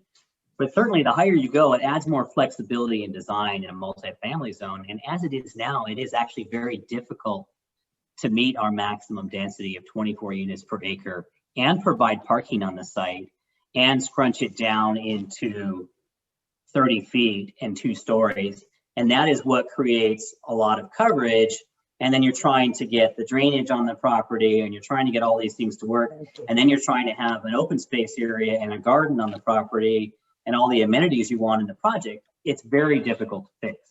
So the higher you go, oftentimes the higher quality you get because you have more things on the site and the ground. You've got better parking flexibility, and you have a better architectural design because you've got peaked roofs and you've got features. Do we have, oh, I'm sorry, are we finished? I didn't cut you off. Yeah, go ahead. Do we have I don't know, a step ordinance, if you will, for lack of a better term, whereas you can, the closer you get to the property line, you're able to go, say, 12 feet, but then at that point you have to be set back this many feet, and then you can go up, and the higher you go, the more you have to be set back from the property. I know some jurisdictions have that, and I didn't know if we did. Yeah, it's funny. That's a basic question you're asking me, and I forget how ours works. I'm the director. Okay, sorry about that. Let me check on that real quick, and I'll get back to you. Maybe one of my staff will answer me. Oh, we have in single family. My staff already got back to me on that. Isn't that great? Kelly's awesome. In single family zones, we do require that stepping, not in multifamily zones. Okay. So that's something to think about. But you could also include that in a multifamily zone when you exceed 30 foot, that you increase that setback, that you go for that wedding cake kind of look. So you can have that. Okay. I think that would be helpful. It would be less imposing on the neighbors. So if that becomes a concern. So, all right. Thank you, Phil. Appreciate it. Thank you. Other Councilmember Funk. Yeah, just one quick question here. So that people can visualize what we're talking about here. Can you give me the approximate height of City Hall or the Carlton or La Plaza? City Hall is 60 foot. That's big. Mm-hmm. Carlton is, oh, I don't know the height of Carlton's lower than City Hall, but let's see, it's 3 stories. It's probably like 40, 45 maybe, I think, for the top parapet. But it's a flat roof building.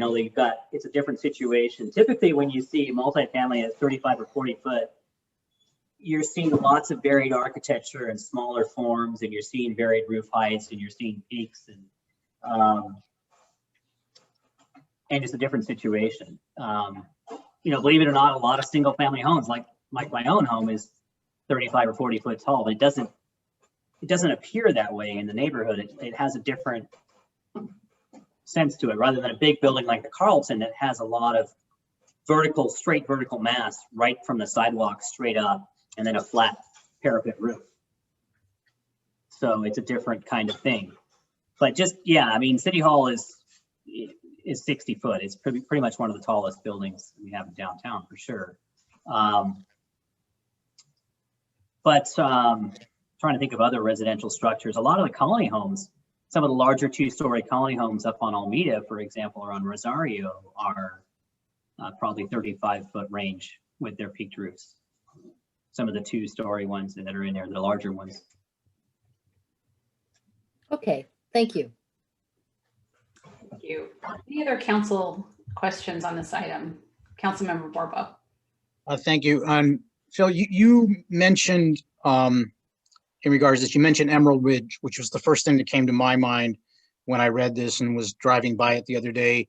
It certainly looks from the side as you're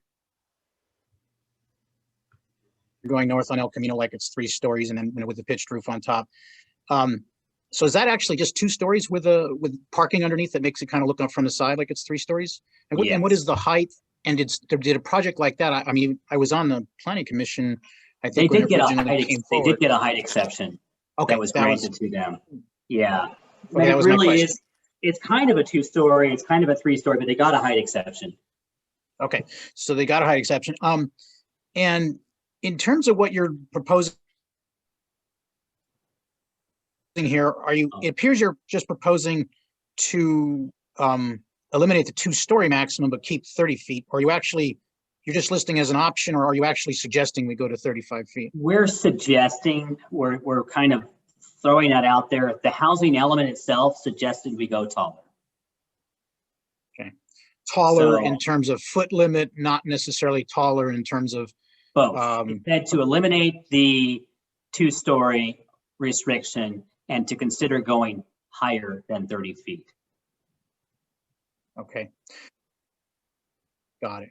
Because as you said, we don't typically get, objections, in multifamily zones, but in some of these, like Emerald Ridge is in an area that was not, I don't think it was previously multifamily, at least many years ago it was not.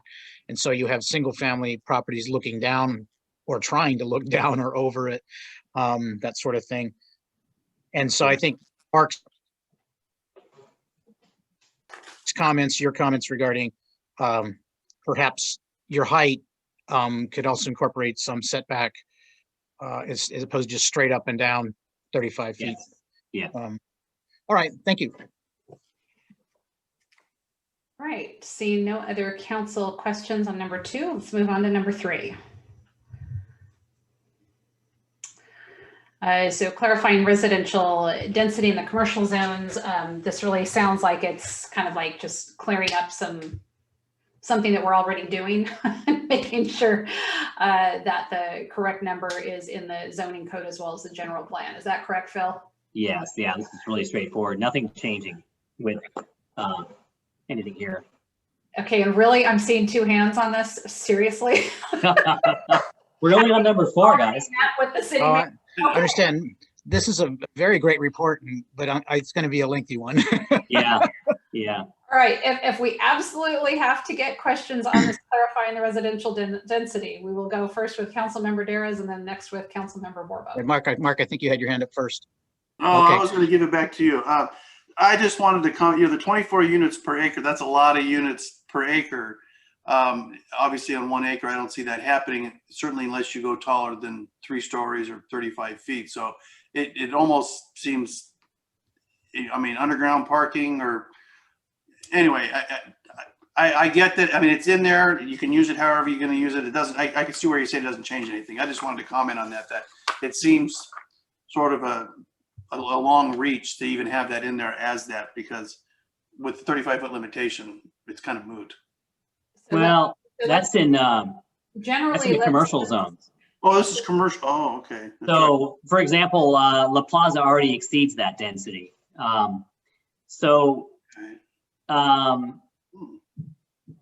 It's actually not that much. A lot of cities actually have a much higher density in their commercial zones, and they end up going up to 4 stories, and they have smaller units, and they might go up to 50 units an acre just to allow flexibility. Not that you can actually fit that on there with parking. That is a constraint. But 24 is on the lower end, actually, just as an example. Well, it's the parking that would be my biggest concern with that many units Yep. per acre. If you can achieve the parking, then I suppose you make it work then. Yep. To you. So, okay, thank you. Anyway, we're not changing anything here. We're not suggesting that at this point. That would be something that we would likely look at in our general plan update, because once you change density, you start changing a lot of other things. And it begins to create different issues, like you mentioned, parking, traffic, air quality, all those things. Okay. All right. Thank you, Phil. Well, you sort of touched on what I was going to ask about, and that is, what does it mean? What does this mean for downtown? So Downtown's already listed in our zoning, so it doesn't mean anything.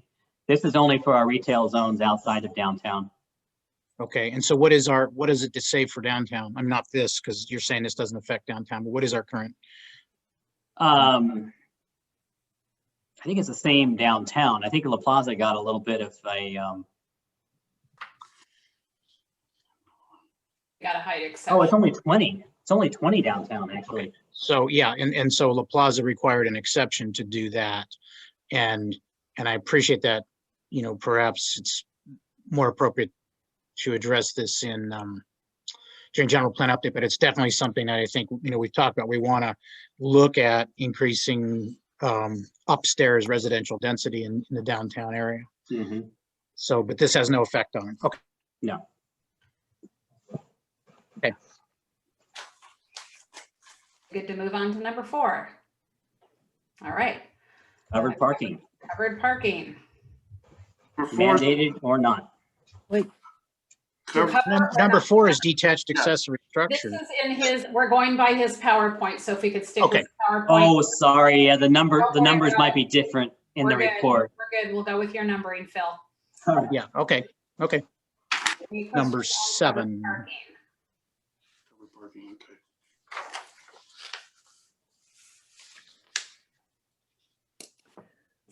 I'm seeing no questions for covered parking. Councilmember Funk?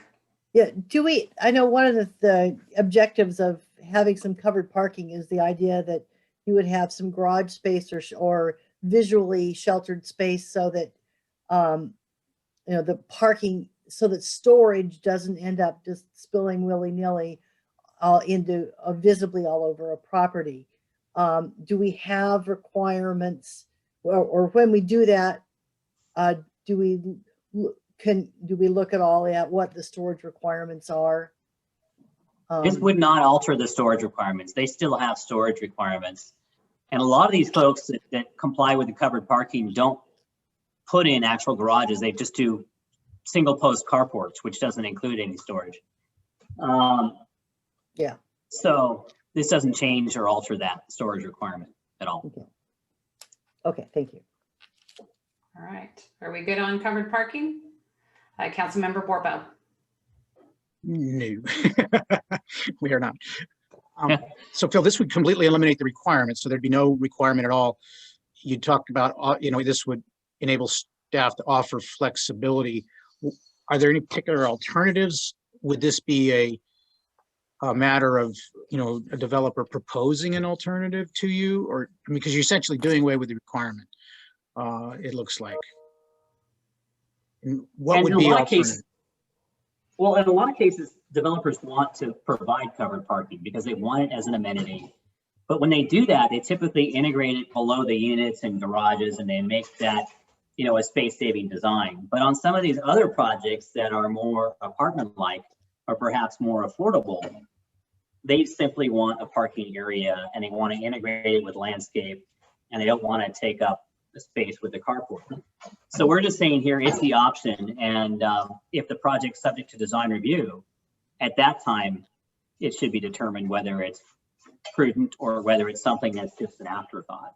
So we're simply saying provide the flexibility here based on DRC comments or based on what the applicant would like to do on the property or what can fit on the property based on the design. All right, thank you. Any other questions on number 4? All right, on to number 5, detached accessory structures. Councilmember Duras, followed by Councilmember Funk. Okay, this one hopefully will be an easy question. So as you said in the past, the maximum size of an accessory structure is 50% of the size of the residence. If somebody has already built something 5, 10, 15 years ago, whatever it is, and adhered to those requirements, so they are at, say, 50% or maybe even slightly under, but they want to add to it now and make it, you know, up to 75%, provided it complies with these other restrictions or these other stipulations that you're talking about.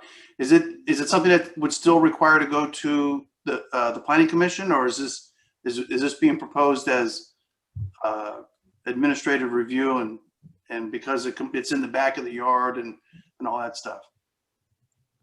Correct. It would not require Planning Commission approval if we adopted this code and they wanted to exceed 50% and they had an existing structure they wanted to enlarge. Okay, perfect. That's all I needed. Thank you. And just so you know too, when it comes to all of these, we will like deliberate and kind of go back and forth on things at the time after we've had public comment. So this will just be the question portion. Councilmember Funk.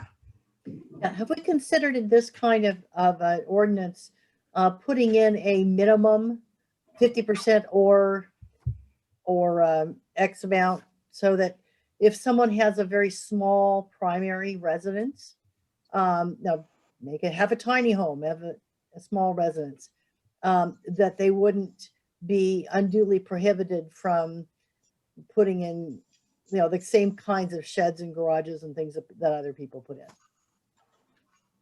That's a really good comment. I mean, we could have that. I know there's a couple building a house right now that's 600 square feet up, on the west side of Atascadero. And yeah, they might want to have a normal sized garage at some point, which is going to be, 600 square feet or something more, or, a workshop or a barn.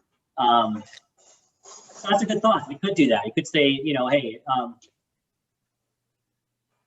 at least, but no larger than, for example, you could do that. Yeah, that's an interesting idea. I haven't thought about that extreme end of things.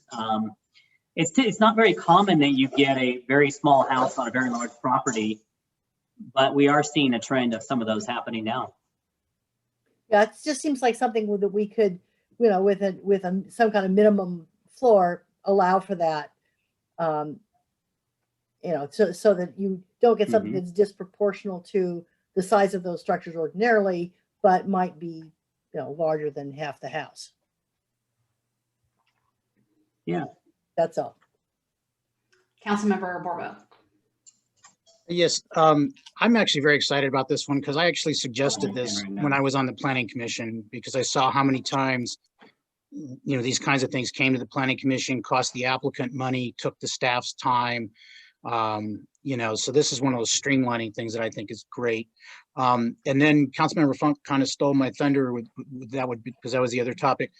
Our first house in Atascadero in the 80s was a 900 square foot house built in 1930 on an acre and a half, and had no garage. So that would, if we had wanted to build a garage, we would have been limited to 450 square feet. And so it's a perfect example of what Councilmember Funk is talking about. And so, yeah, I too would like to see that kind of thing considered, or consider perhaps, Phil, having the scale involved the size of the lot, if you will. You do mention setbacks, et cetera, but like in my case, they're almost 30 years ago, if we had built a 1,000 square foot garage on an acre and a half, nobody would have noticed, nobody would have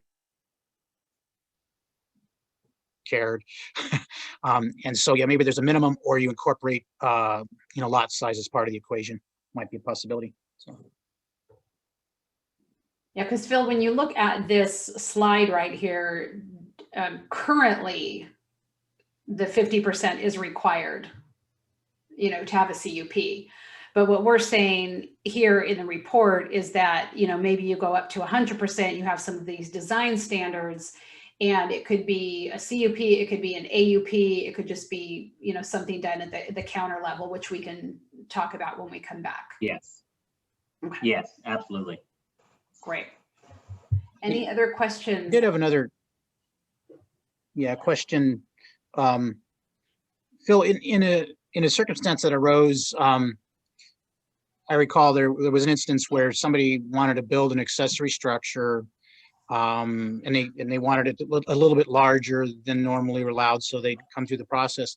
But they were going to have a very large wraparound porch, and at the time it was explained to me by you or other staff that there was no limit on that.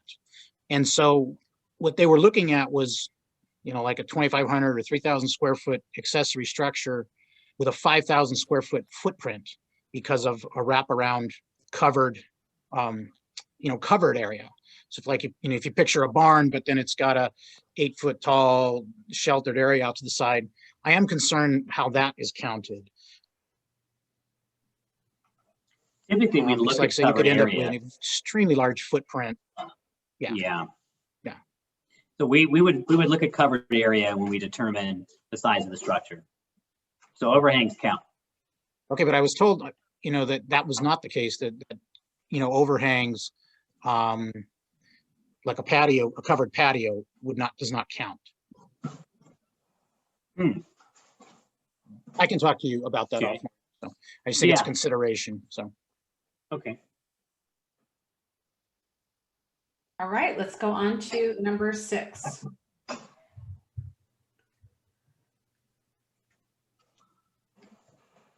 Scrap and junk. One person's scrap and junk is another person's treasure. I know. Any questions on scrap and junk? Yeah, you have me on the wrong number because number 6 in here is the fence one. So I don't want to talk about junk. Yeah, let's go scrap and junk. Councilmember Funk. Scrap and junk. Councilmember Funk. Go. Hey, the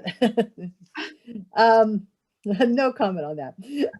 If with the I know people just differentiate what they see as junk, but if someone has thinks that things are not junk because they are items that might be considered for sale, could that be managed with some kind of a time limit, so that you could, for instance, have an estate sale on a property that might have, you know, some major items out there for, you know, a few weeks, but that you wouldn't have, you know, someone's beloved collection of rusted out old cars available for sale for months and months on end.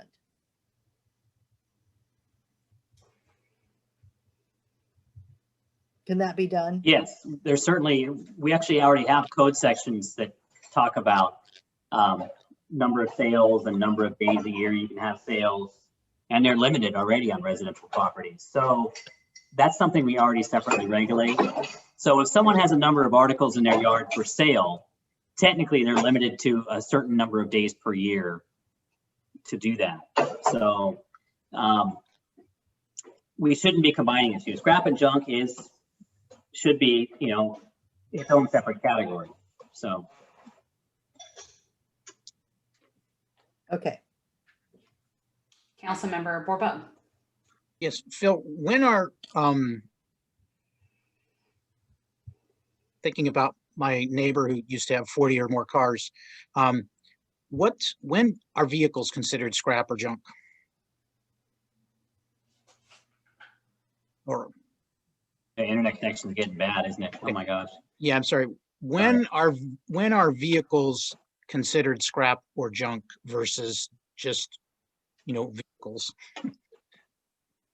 Inoperative is the word our code uses. So if a vehicle is inoperative, which means it's not used on a regular basis, regardless of whether it's registered or not, if it's sitting in the yard, it's inoperative, it's considered part of our code. And you're only allowed to have one inoperative vehicle outside of a garage. That's our code right now. So yes, I think your neighbor, who I did visit in the past, was out of compliance.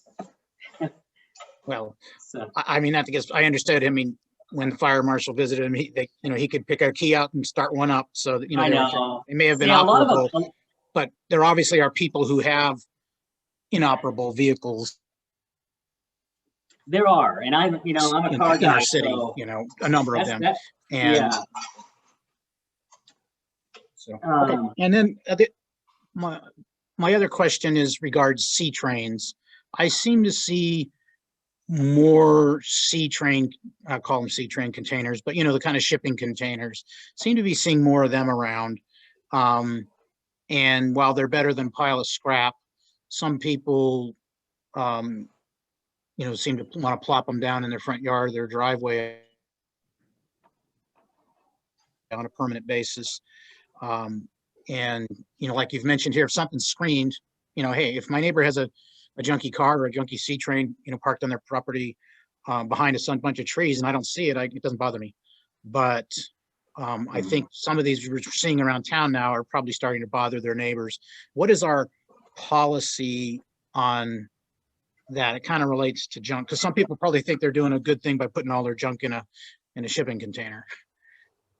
I gotta admit, shipping containers are pretty darn good because they're weatherproof and you know, they're pretty stable and they're a nice little shed. But here's the reality. Any structure that's over 120 square feet qualifies as a structure in accordance with the building code. So technically, any of these C-trains require a construction permit to be placed. So our code recognizes that and addresses C-trains. You can have one on your property. You just need to get a construction permit for it and place it properly and get it anchored properly. It's fine. But obviously, when they do that construction permit, they've got to comply with setbacks and they've got to comply with the standards. And so we guide them into placing that in an appropriate location. We also require design review committee approval for them, and that helps us with the whole design process of where it's located on the site and everything else. So they are covered by that. Now, if someone was able to find one that's less than 120 square feet, technically it wouldn't require a permit. You can build a shed that's less than 120 square feet and not have to get a permit as long as it doesn't have electrical or plumbing. So you can do that. And I certainly wish a lot of these vendors that are selling these cargo containers and C-trains, even locally, would advise people that they do require a permit by the city. And there are ways to place them on properties in the right way. And it's okay. And it does make a good storage shed. Right, but I bet if you went around town and identified 10 containers on, you know, random properties, you'd be lucky to find that one of them got any sort of a permit or consulted the city in any way about where it should be placed, how it should be placed. Yeah, it's possible, very possible. Et cetera. You're And probably so, I right. mean, I'm kind of getting a little off, but it does Like relate with to the junk. rest of our code, it tends to be, you know, complaint driven. And so we obviously aren't going around looking for that, but if we got the complaint about it, we would follow up on it. Yeah, I'm just wondering, whether it's something that as part of this look, when you look at, you know, amending the code regarding junk and accessories, whether that might be something you discuss or not, or address. Thank you. Any other questions on junk? I'm not seeing any hands or microphones. Let's go on to number 7. Fence wall height standards. Councilmember Darrez. Okay, Phil, I actually have a graphic here I'm going to hold up in the camera here in a second, but we had talked about this one in the past. If there's a sloping lot, this is a good picture that you have up there. And it was something, it started out something similar to this where it needed to be graded. You know, you can see the dash line, obviously that's the person that's building it. On his side, her side, is the fence that's 20 feet tall, but on the neighbor side, it's a maximum of 8 feet. I mean, is that something that is acceptable? I mean, if I have my property line and I want to be able to grade it and do a retaining wall, but it's going to require it to be really, really tall, I'm the only one that's affected by that on the you know, the lower side of the property. So is this, I'm trying to understand how we're determining this. The intent of this is really about the neighboring properties, really about the view shed from the outside, whether it's a neighboring property or a street or a freeway. That is where the impact occurs. We could design this particular code amendment to be, you know, as viewed from the adjacent property or right away, not internally. Internally, if somebody would like to design that, just like you showed, they've got a slope coming into their property. They want to build a wall so they can have more flat area on their property. And that impact to solar access and view occurs on their property, the way they're designing it. That should be something that is allowed by right without additional approval. But still, it might be a good idea to think about having also this stepped wall requirement, even in that scenario, although it does eat up a little more land. But the intent of this really is about view shed from neighboring properties in the street and right away. Okay, because again, I'm just going to hold this up. I see this as the people on the high side are not impacted by that wall at all. Because it's still 8 feet. It's the owner, and if we're required to step it like this, then you're right. It's going to eat up a huge portion of their property and make it really impact the building area. So. All right. I think what we're saying here as well is this, not that you can never exceed that 8 foot. We're basically saying that when you do, you probably should enter a discretionary process where it's a conditional use permit and that the neighbors have been notified. But if it's internal, should that same requirement be applied? Probably not. I think we're saying that as well. Okay, all right, thank you. It's good to know. Councilmember Funk.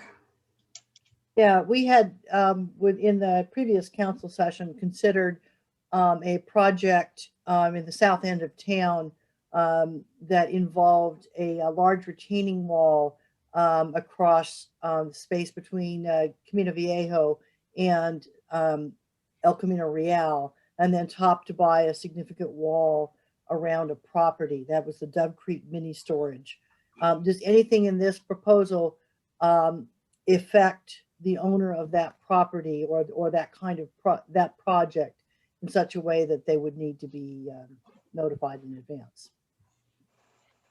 That particular project is already in a discretionary nature. It's already going to come in for use permit and approval of that, so they can have creative designs in that kind of a situation. What we're talking about here is when a project is by right, there's no conditions, it's allowed use, and they're able to go directly to a construction permit. What are their limitations? Okay, thank you. All right, seeing Councilmember Borbo. All right, can you go back to the other photo, you know, with the tall wall there? And kind of Mark sort of hit on this, but so, I mean, you know, from the downside, this is a, you know, like a 20-foot wall with a 6-foot fence on top, but from the upside, it's a 6-foot fence. And as you mentioned, you know, if I'm the downside property owner and I want more flat space, like Mark described, I want to do this. If I'm the upside guy, I may not care about, you know, the 6-foot fence, but I do care. It's obviously got to be structurally sound because I don't want my property now collapsing into his property. I'm wondering, you know, walls like this are almost always built by the downside guy, right? They're never built by the upside property owner, correct? You know, it can be both. It really can be, because there's a lot of cases where somebody may want to, they have a slope property, they want to fill their property and make it flat, and they build a wall at the bottom of their property. It happens an equal amount of times either way. And, you know, we really need, obviously all of these require engineering. So you'd hope that with an engineer, they'd all be structurally sound, but yeah, it can happen either way. It really can. Because I would see, yeah, I mean, if the upside property owner wanted to build this thing, the downside property owner definitely feels affected. Yeah. Versus the upside guy, as long as it's structurally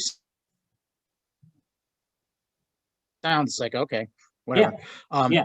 But you talk about potential impacts on other neighboring property owners.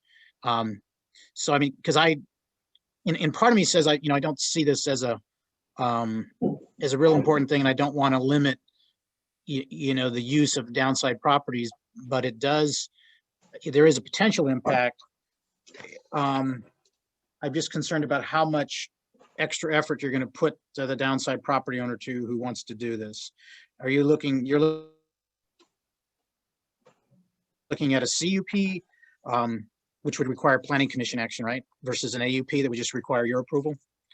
Correct. CUP, if you're going to go over 8 foot, when that 8 foot impacts the adjacent property or adjacent right of way. Yeah, I wouldn't go as far as the step back in all circumstances.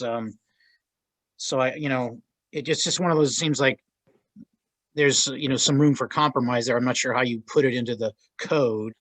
But I would have some of the same concerns that Councilmember DeRiz mentioned. Okay.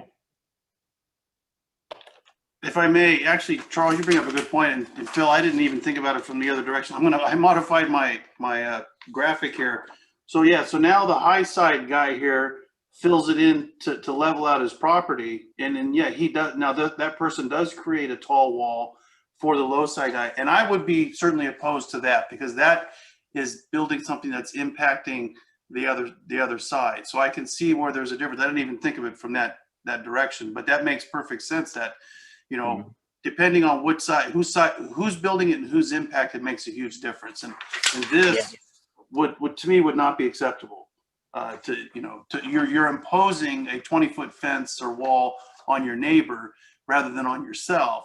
That's not acceptable. I would. That's the exact concern. That is the biggest concern. Yeah. Yeah. I mean, that's why we're looking at this, is because of that very particular issue. Yeah. All right. All right, wonderful. Let's move on to item number 8. I got to use my colored pens this evening. Anybody have questions about this change of mortuary services? I'm not even catching anyone's eye other than Mayor Pro Tem Newsom, who is shaking her head. So on to number 9. Whoop. Gates in residential zones. Any questions? Seeing no questions, let's move on to item number 10. DRC action expiration. I do have a question on this, Phil. Let me go to my, so like, let's say, like currently the way it stands, if a new owner, like let's just say that gas station, for instance, that you said has had DRC approval for some time now, and let's say they sell that property and a new owner comes in, are they still subject to those same design standards that were approved by the DRC initially? Land use entitlements run with the land regardless of owner. So yeah, they're still subject to that. Now, if they said, hey, we'd like to change the design and change the architecture, it's starting over. They've got to come back to the design review committee anyway. And then now at that point, they're going to be subject to whatever policies and codes are in place at that time. Including the current policy of we want to look at high traffic generating businesses and possibly pause on those at the moment to make sure that we don't impact future development. Okay. Correct. And so I think you said that there are maybe a handful, it sounds like, of property owners currently that would be impacted by this. 2, possibly, that I'm aware of that would be impacted by this. Well, actually, they wouldn't be impacted because they're already entitled. What this would do is really moving forward as we review new projects at the design review committee, it would apply to them. Okay. So nobody currently would be affected. This would be moving forward to make sure things keep going in a timely manner. Take that back. So just moving forward. So okay, that's helpful. Councilmember Funk. Yeah, can you talk about the need to have a 6-month time frame? It seems logical that we should definitely have a limit, but we are seeing it, at DRC, some encouragement of particularly larger projects to come in at sort of this pencil sketch stage and maybe get some feedback. And it seems like if you started in some of those at that earlier stage, that 6 months is could go by very quickly as people are trying to work out their financing, or life happens and they get distracted for a little while. let me clarify that, because the DRC right now has 2 functions. One of the functions of the DRC is to offer design review, final design review to a project that's just about to get a construction permit or has already applied for a construction permit. We get a lot of simultaneous approvals. That's one function of DRC. The other function of DRC is to be the preliminary review body of a very substantial project. Like, for example, let's say someone wants to develop the former Walmart property. We might run that through DRC to talk about that. DRC is not going to take a final action on that. DRC is not going to say, okay, proceed to construction permit. That's going to go on to Planning Commission, City Council. This 6 months would not apply to those larger projects that come in conceptual. It only applies to something where the DRC is going to give a final action. For example, on, hey, someone's going to come into downtown and fully remodel their storefront, and they've got almost construction plans ready. They want comments on the final color and architecture, or like the C-Train project we had downtown. But then they decide, we're not going to submit construction permits right now. We're going to wait a year to see what things do. But by that time, we've kind of moved on and things have changed. And we might have a different idea for what we want to see there. But we've offered that DRC endorsement, which doesn't have a time cap to it. Now, someone could come in and ask for, if they need more time after 6 months, ask for an extension. And that could be something that the director could automatically grant, you know, based on, sure, the code hasn't changed, everything's fine, you're staying in touch with us, let's keep moving forward. That 6 month time frame could also be extended by this code if we adopted this code as completely flexible. I think what we're saying is 6 months feels about the right amount of time for a typical DRC approval where the DRC takes final action on a smaller project.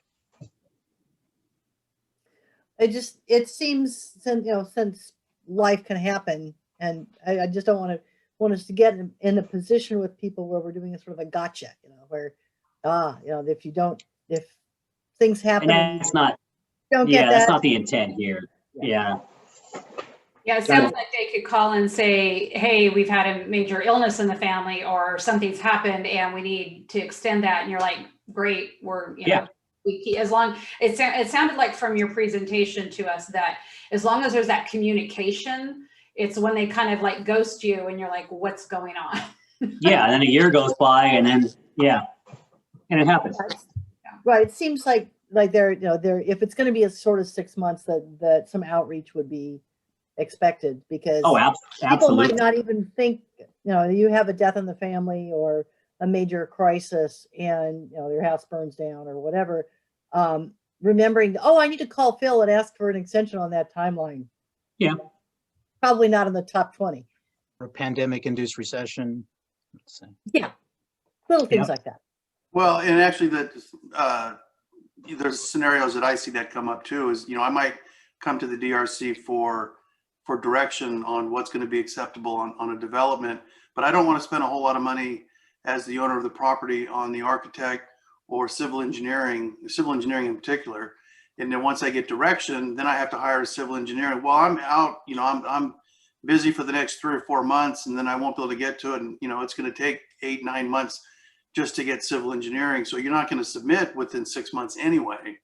But as long as you're saying that there's that flexibility, then I think that needs to be understood, because it is kind of scary to think that you're going to go to DRC and then expect to be able to submit within 6 months, and you're dependent on some of your consultants, and I see that being a difficulty. So, and that kind of exception is absolutely warranted, and we work with that all of the time. We just need some starting point to say that, hey, we need to keep this moving along. We need to have the communication, and we need to have something to hang our hat on in our toolbox to say that, hey, it's been 2 years now for your project. You haven't even begun to work on plans, and our code has changed now. Right. And that's where a couple of our projects are right now, and there's no action at all. And we still have an approval that sits out there. So that's a problem. Okay, all right. All right, Councilmember Borbo. Yeah, I guess I'm still a little confused as to what's accomplished by this. And as Councilmember Funk mentioned, I can see having a limit, but in the planning and building world in California, 6 months is a blink of an eye. And things change for all kinds of economic reasons, et cetera. So I'm wondering, and I'm also a little confused in the sense that the DRC, in terms of when we say approval, because as I think you said, DRC actions that ultimately require planning commission approval, this wouldn't apply to. But if the DRC has blessed a design, you're saying that, if you don't hear from them in 6 months, maybe you'll call them, but, they're, we're going to say, all bets are off, or something changed. Don't we say as part of a DRC that, we don't control all building code changes. So if something changes between now and when you get a permit, we can't protect you from that already. So what is it and we don't, and we could do that through the DRC action by putting out a standard letter to someone who's had DRC action to say that here's what that means. That's another way of doing this. It's much nicer when it's codified, because then you have legal remedy should someone say, well, no, that's not what your code says. What we're doing is we're comparing this to the planning. Because I could see yourself telling them, hey, if you take a year and a half to, if you take a year and a half to submit your building permit application, you could be subject to new building code requirements that change. Maybe they say that this, roof style or this cover, side wall siding is no longer allowed for some reason. And then I'm looking at, it's been a while now, but the boutique hotel in the in the Galaxy Theater Center that we'll be talking about later, that came before the DRC more than once while I was on it. But I don't think anybody ever applied for a building permit, and obviously the pandemic impacting hospitality things has probably put that in almost a deep freeze for the time being. How is, using that as an example, how would that type of project be affected by this? Technically, they would have to come back to the DRC, but the DRC review right now is free. So is that an issue? Not really. It's not significant to have to come back to DRC later on after a year or two.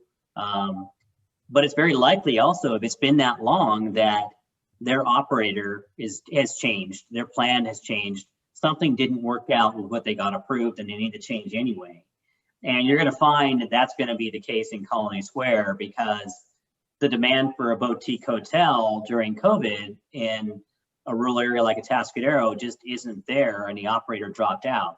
And they're probably going to want to do a different type of project there. Right. And more along the lines of mixed use anyway. So that's what's going to happen in that scenario. But if they had to come back to DRC because they wanted the same project and their design approval faded, they could just go back to DRC and get it re-endorsed. I don't think that's a big situation.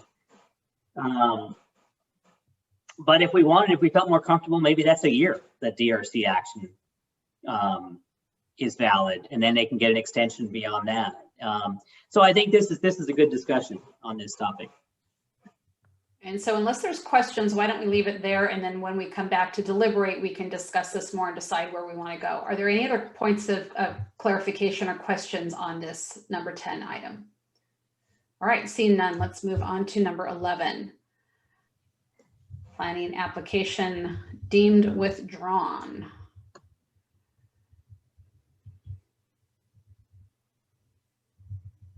Any questions? Councilmember Funk. Again, I've just asked, was there a particular rationale for needing to move this to 6 months? Just because a year is a very long time for not hearing from an applicant. And this is a case where, for example, we've reached out to an applicant. They haven't replied to us. And we reached out to them at least 3 times, which we would, to say, hey, we'd love to hear from you. Submit an application. We asked for some more information. We haven't heard from you. A year is a very long time to continue trying to pursue that. 6 months is going to save us time in dealing with that and hopefully encourage applications to move on. This is not thinking back during a COVID year. Obviously, things have been very different, but looking forward, and actually we're seeing a lot of development demand right now. It's pretty incredible. As we move forward out of COVID, is this something we want to keep doing? Do we want to have it be okay for us to reach out to an applicant and not have them get back to us for 10, 11 months, and for that to be okay to keep an application alive in our system? It's a very long time. Okay, thanks. And Phil, what would you say, just kind of along that line, so everybody's clear, what does it mean for there to be, from that, taking it from 12 to 6 months, what do you need from an applicant in that 6 month period to keep it alive? A simple email, phone call, letter for them to reply to us that I want to keep my application alive. I'm still working on engineering. I'm still working on this with my architect. Here's some more information towards the application. It's simply communication. Got it. Any other questions, points of clarification before we move on to number 12?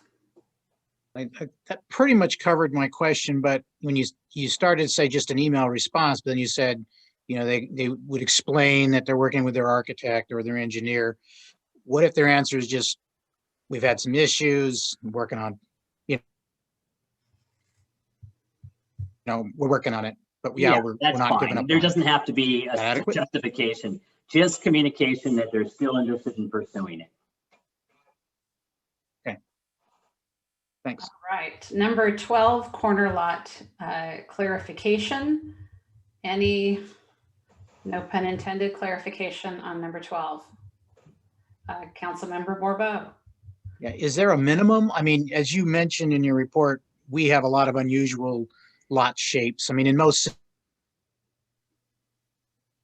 cities, there'd be no question as to what the front is and what the side is, but we have a lot of unusually shaped lots, because of curves and hills and this, that, and the other thing. Is there a minimum in terms of for one of the frontages to be described as the front? No, I mean, really, generally, the front is typically the area between the house and the street. But yeah, on a corner, when it wraps around, there's no minimum. And we have a lot of streets that curve around, and so that corner is really just a curve, and so. Like, we have a lot of streets, so there's not a corner, there's a curve. Yeah, so there's no delineation, so there's no minimum or maximum. It shouldn't matter. It should be, hey, you've got a street yard, you've got a side yard. Our code says you have to have a 20 and a 10 if you're on a corner, and all the other setbacks can be 5. So what, how should that be? It should be flexible, is what we're saying. Councilmember Darris has a question. I think, Phil, with respect to being able to choose which side of the corner, which is going to be your front, if the address is on one street, but you want the front to be on the adjacent street, I mean, is that going to be an issue? I mean, sometimes the design might better suit it that way, but you're choosing the front to be on what is not really going to be your address. You would typically want the two to align. You would typically want your front to be your address. And so, but in certain circumstances, it could be two different things because of the way the property is designed. And I think we still want flexibility on that, not mandating where the address is from. The address really should be from where your access is. Let's say you've got a driveway that comes into your property. That's where your addressing should be from. Okay, all right, thank you. All right, seeing no other questions on corner lots, let's move on to number 13.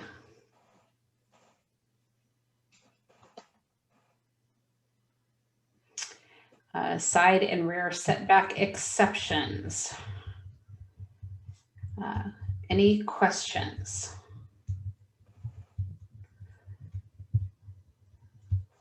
Councilmember Borbo. Did I go too fast? Sorry. No, my question is, in the downtown area, and maybe this doesn't apply to downtown, but you have some areas where the buildings are right next, literally right next to each other. And it seems there's 0 setback. Is that an old thing? Or is it different in the downtown? It's different in commercial properties downtown, and construction is restricted when it's close to a property line. It has to be firewall construction. You'll notice whenever you see buildings that are built to the property line, you won't see any windows or overhangs or penetrations in that building. It'll typically just be a solid wall. And that's what's different about commercial construction compared to residential construction.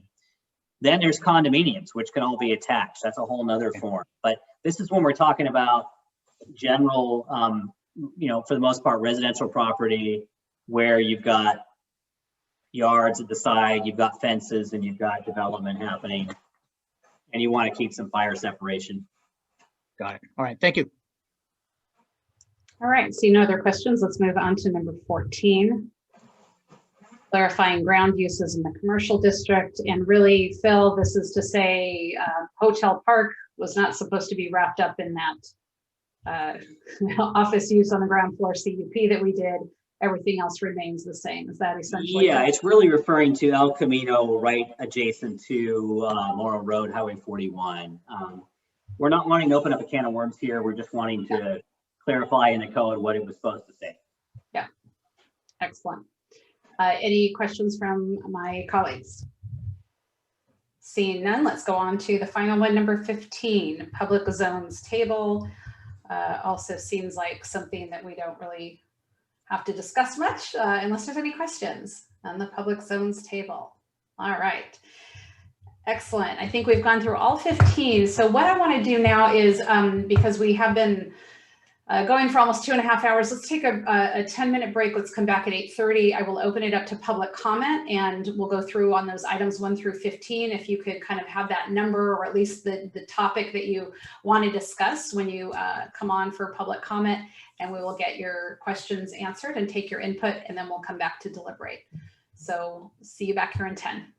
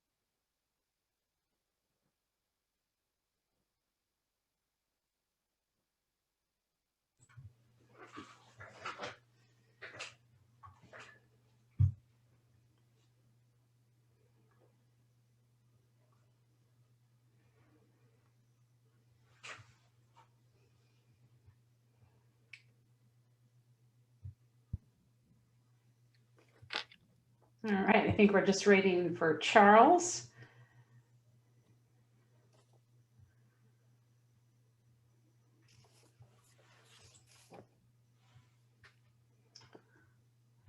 Charles, if you're out there and you hear us. I am out there. I was just on the other side of the table here. Okay, no worries.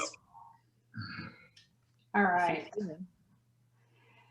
Wonderful. So let's go ahead now and here on item C1, open up to public comment on any of these items.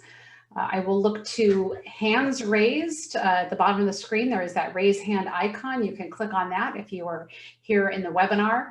If you're calling as well, I think, Luke, is there anyone on the phone right now? There is not. Okay. So then we don't need those instructions. And Laura, I will ask our city clerk if we've had anybody who has emailed in anything to be read into the record. We have not. Okay. Okay, I see one hand raised, and that is Mr. Oslin. Luke, if you could bring him on for us.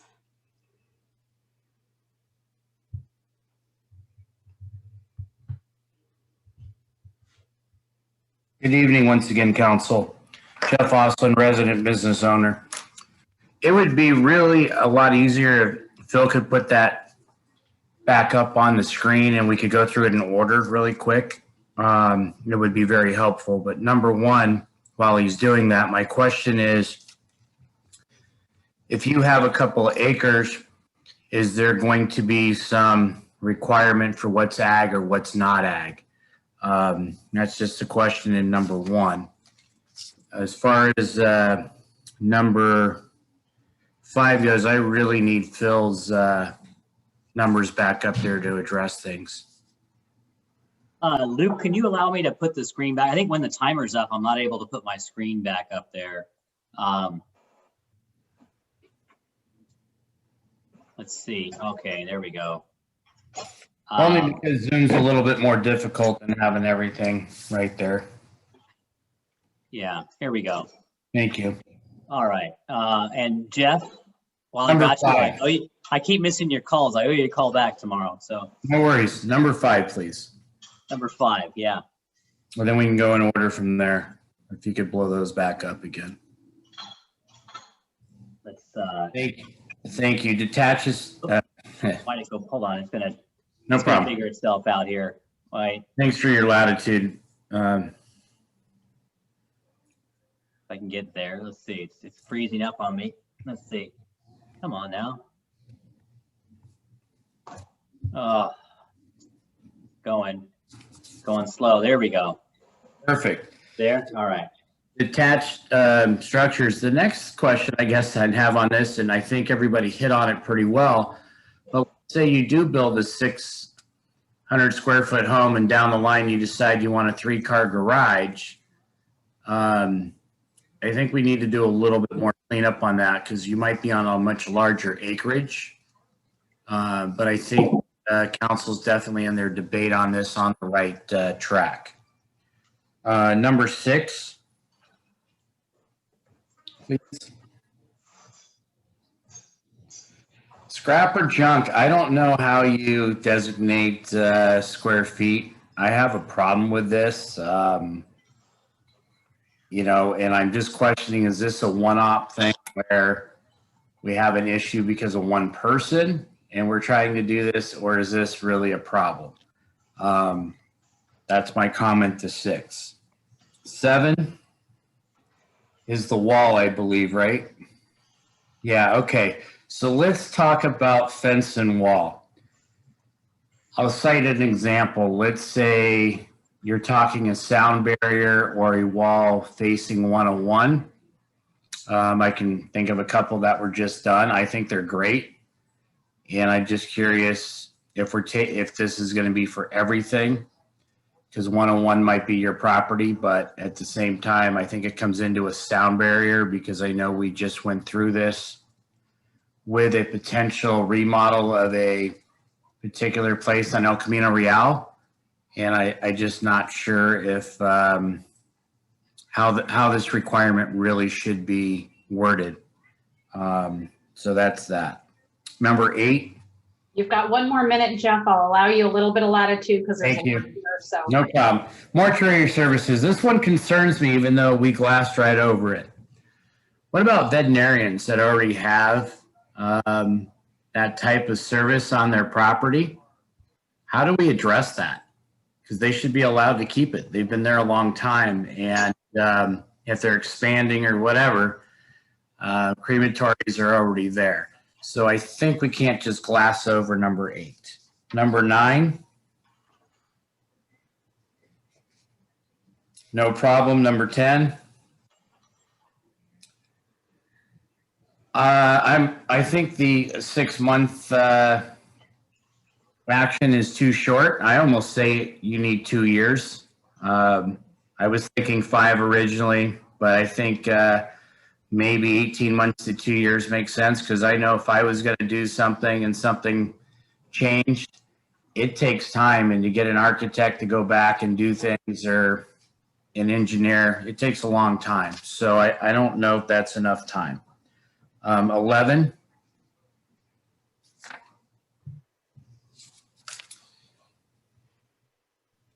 Same thing. I think it should stay at 12 months. And that's my final comment. So thank you for the latitude. You are welcome. And do we have anyone else wishing to speak on this item? I'm looking to the hands. I am not seeing any currently. Luke, I will ask one more time if we have anyone on the phone. We do not. All right, thank you. So we'll go ahead and close public comment and bring it back to council and staff. So Director, the questions I have for Mr. Osland, number 1, like how do we determine what is ag versus what is not ag?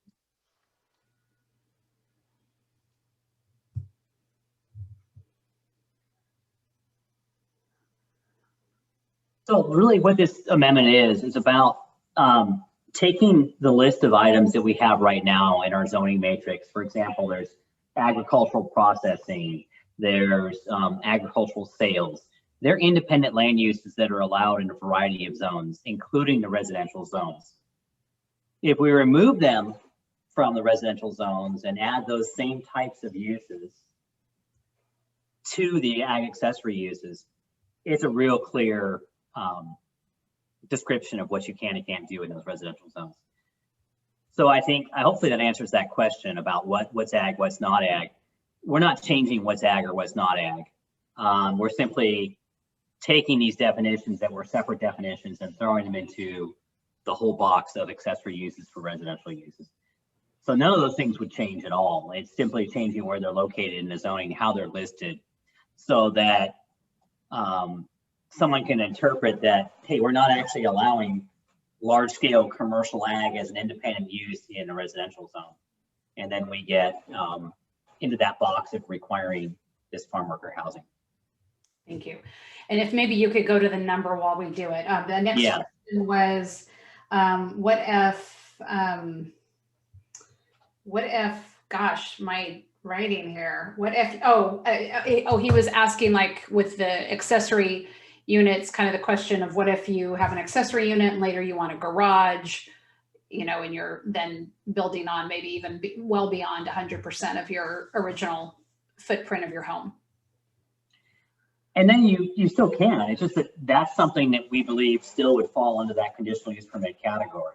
So I think what staff is suggesting here is we really broaden that category of what doesn't require a use permit, but there still are going to be some extreme cases that are going to trigger a use permit because they're just way out of whack with what's typically on a residential property. And they can still do that, and they're still likely going to get that approval, but it just means that their neighbors are going to get a notification and people are going to get to weigh in on that design. Okay. Number 6, kind of wondering about the junk and whatnot. Is it do we have a problem with this, or are we trying to solve one particular problem, or do we have it regularly occur? There may be some problems in our community right now. We're currently not working on any significant issues that we're receiving complaints on in our residential zones. This is just a loophole that exists in our code that we want to make sure we have a tool in our toolbox. We can respond to this if we need to in the future. This is not an issue where our community is proactive on.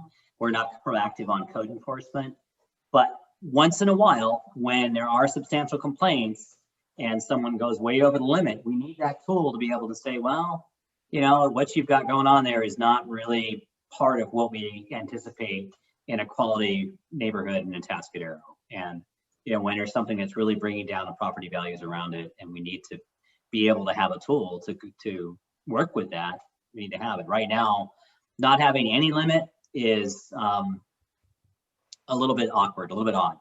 So I don't think we're trying to go after a specific property or a specific circumstance, or we're receiving complaints, or we have active cases in this arena. It's simply, there's been a loophole that probably needs to be addressed. Yeah, and I think we've seen over the years where we might have a complaint from a neighbor, and really what we're telling them is, unfortunately, we have no tool to do anything about it. And Yes. you know, brings down the neighborhood, and we've had some challenges over the years with that. Number 7, Mr. Austin brought up the idea of a sound barrier, say, you know, backing up to 101. And I think this, my assumption was this is not relating to something like that, but if you can answer that question. And nor would this prohibit someone from doing a large wall adjacent to a freeway or a property line or anything else.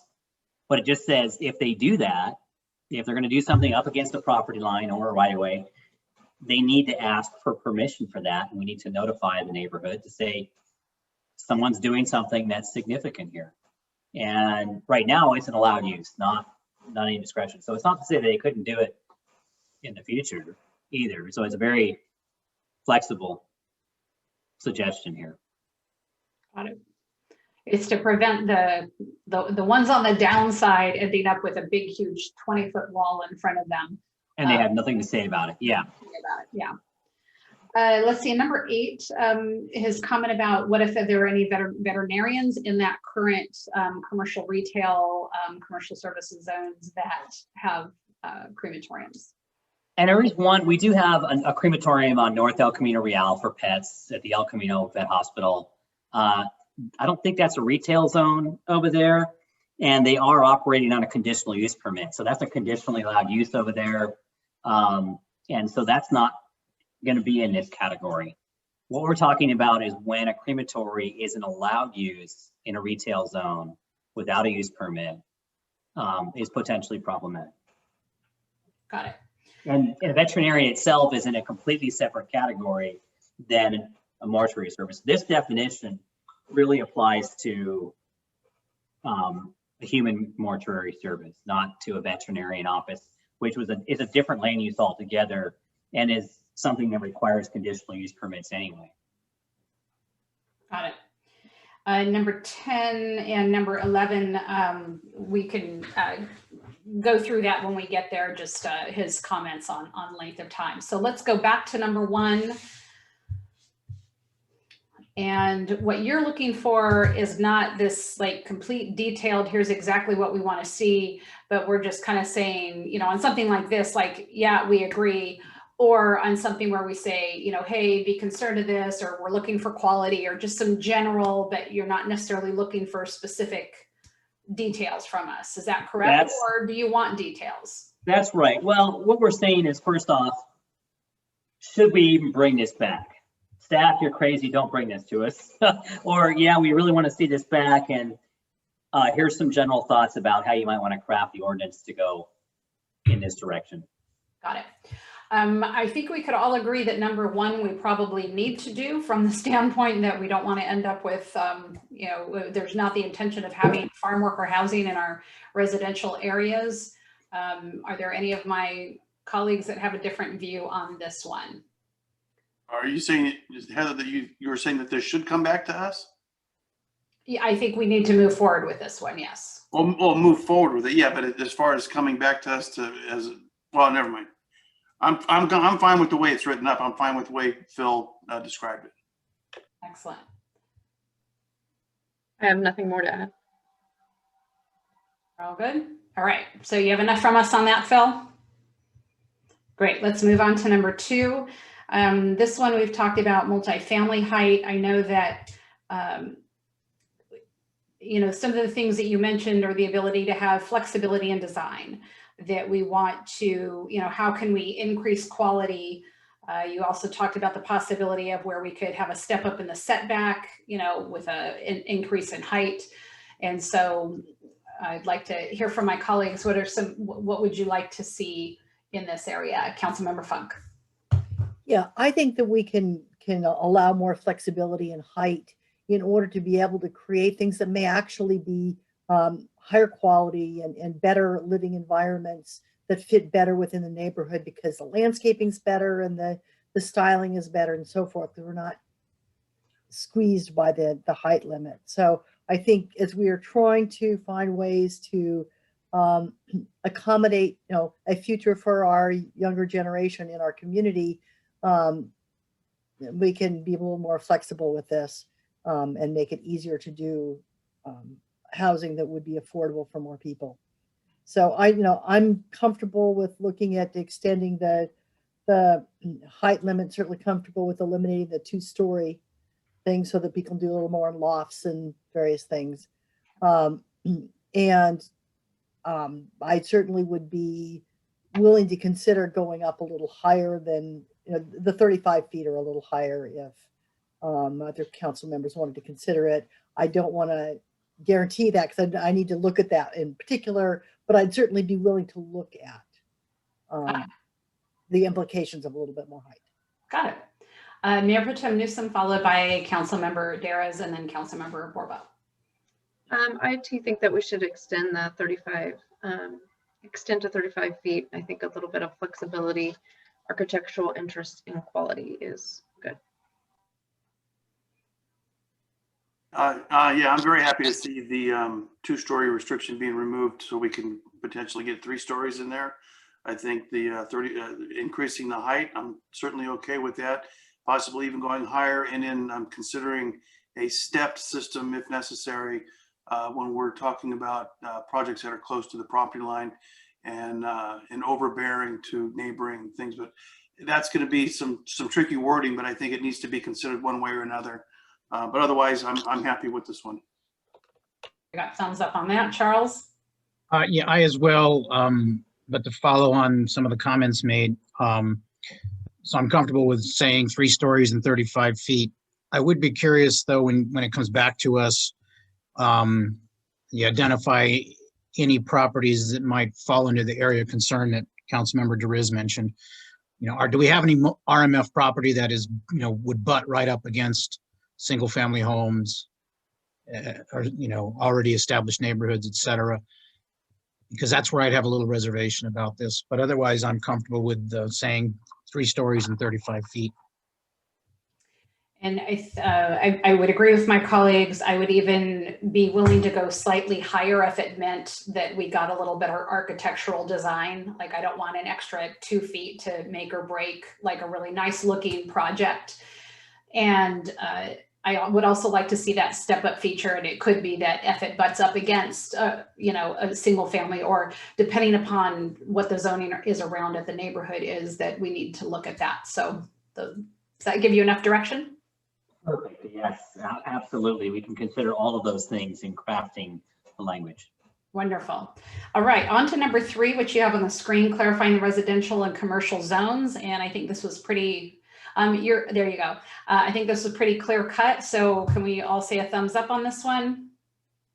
All right, we're all thumbs up. We're good to go on that one, Phil. Number 4 is removing the covered parking requirement to provide flexibility. Councilmember Funk. Oh, sorry. I was working off of this one. Yeah, sorry. No, we're going with Phil's number 4, covered parking. Phil's number 4. Sorry, I'm good. I'm okay with this. All right, everybody good? We got a thumbs up from everyone. All right, we're good on number 4, Phil. Number 5, detached accessory structures. And one of the things that Charles, I know that Councilmember Borbo had brought up was also making sure that we consider covered areas and overhangs in this conversation. Yeah, Councilmember Funk. Yeah, I do think we need to have some kind of a minimum floor so that if you have where you have a small primary structure, and maybe you can accommodate that as something like, it's available by AUP if it's less than 1,000 square feet. So some kind of a minimum like that, so that it's clear to people that there's a process and there's a simple way to make sure that you don't get something that's just bizarre. And that would create problems for the neighborhoods. But it just allow you to get something that is appropriate to the scale of what they're trying to do. I mean, not like a 28-car garage with a 1-bedroom house, but Yeah. Got it. Councilmember Darris. Yeah, thank you. Yeah, I just wanted some clarification. I can't remember if it was Phil or Charles that was saying that the overhangs counted on these buildings, on these accessory structures. I don't know. Anyway, my understanding is that it's the footprint of the building at the ground that's going to be determined in the square footage of the building. And as far as overhangs go, the way I understand it is if the overhang is going to be supported by posts, then that's where your footprint extends out to, is up to where those posts are, because it becomes that's portion of the building. So like a covered patio, to me, that's the footprint. Phil, can you clarify that on that? I think what's important is that we clarify it in how we write this code. So I think the council would need to tell us, or staff needs to come back with a proposal that goes either way. Because the way the code can read is that it's really, like you just mentioned, it's floor area, which is internal. But we should be writing this code to include overhangs, because when you're looking at a structure, especially if you have one pitched roof and a part of that pitch is the overhangs, that's really the mass of the structure. And if you have posts on the sides, and it really becomes part of that structure when you're looking at it from a view shed. And so when we talk about these accessory structures, that really should be part of it. The overhangs should be incorporated in that overall mass. Well, I think we should.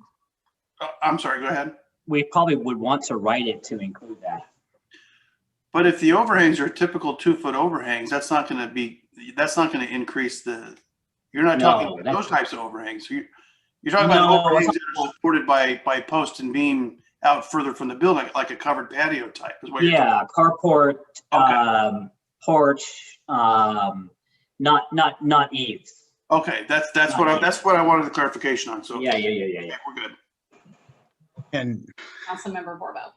I think that's important because I specifically remember a project where the footprint with the covered patio was going to be about 5,000 square feet.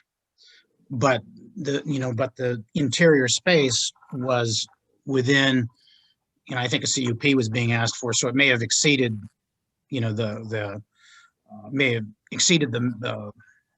pre-approved amount, but the amount was nothing compared to the overall footprint and the overall roof line, et cetera. So I think it's need to address.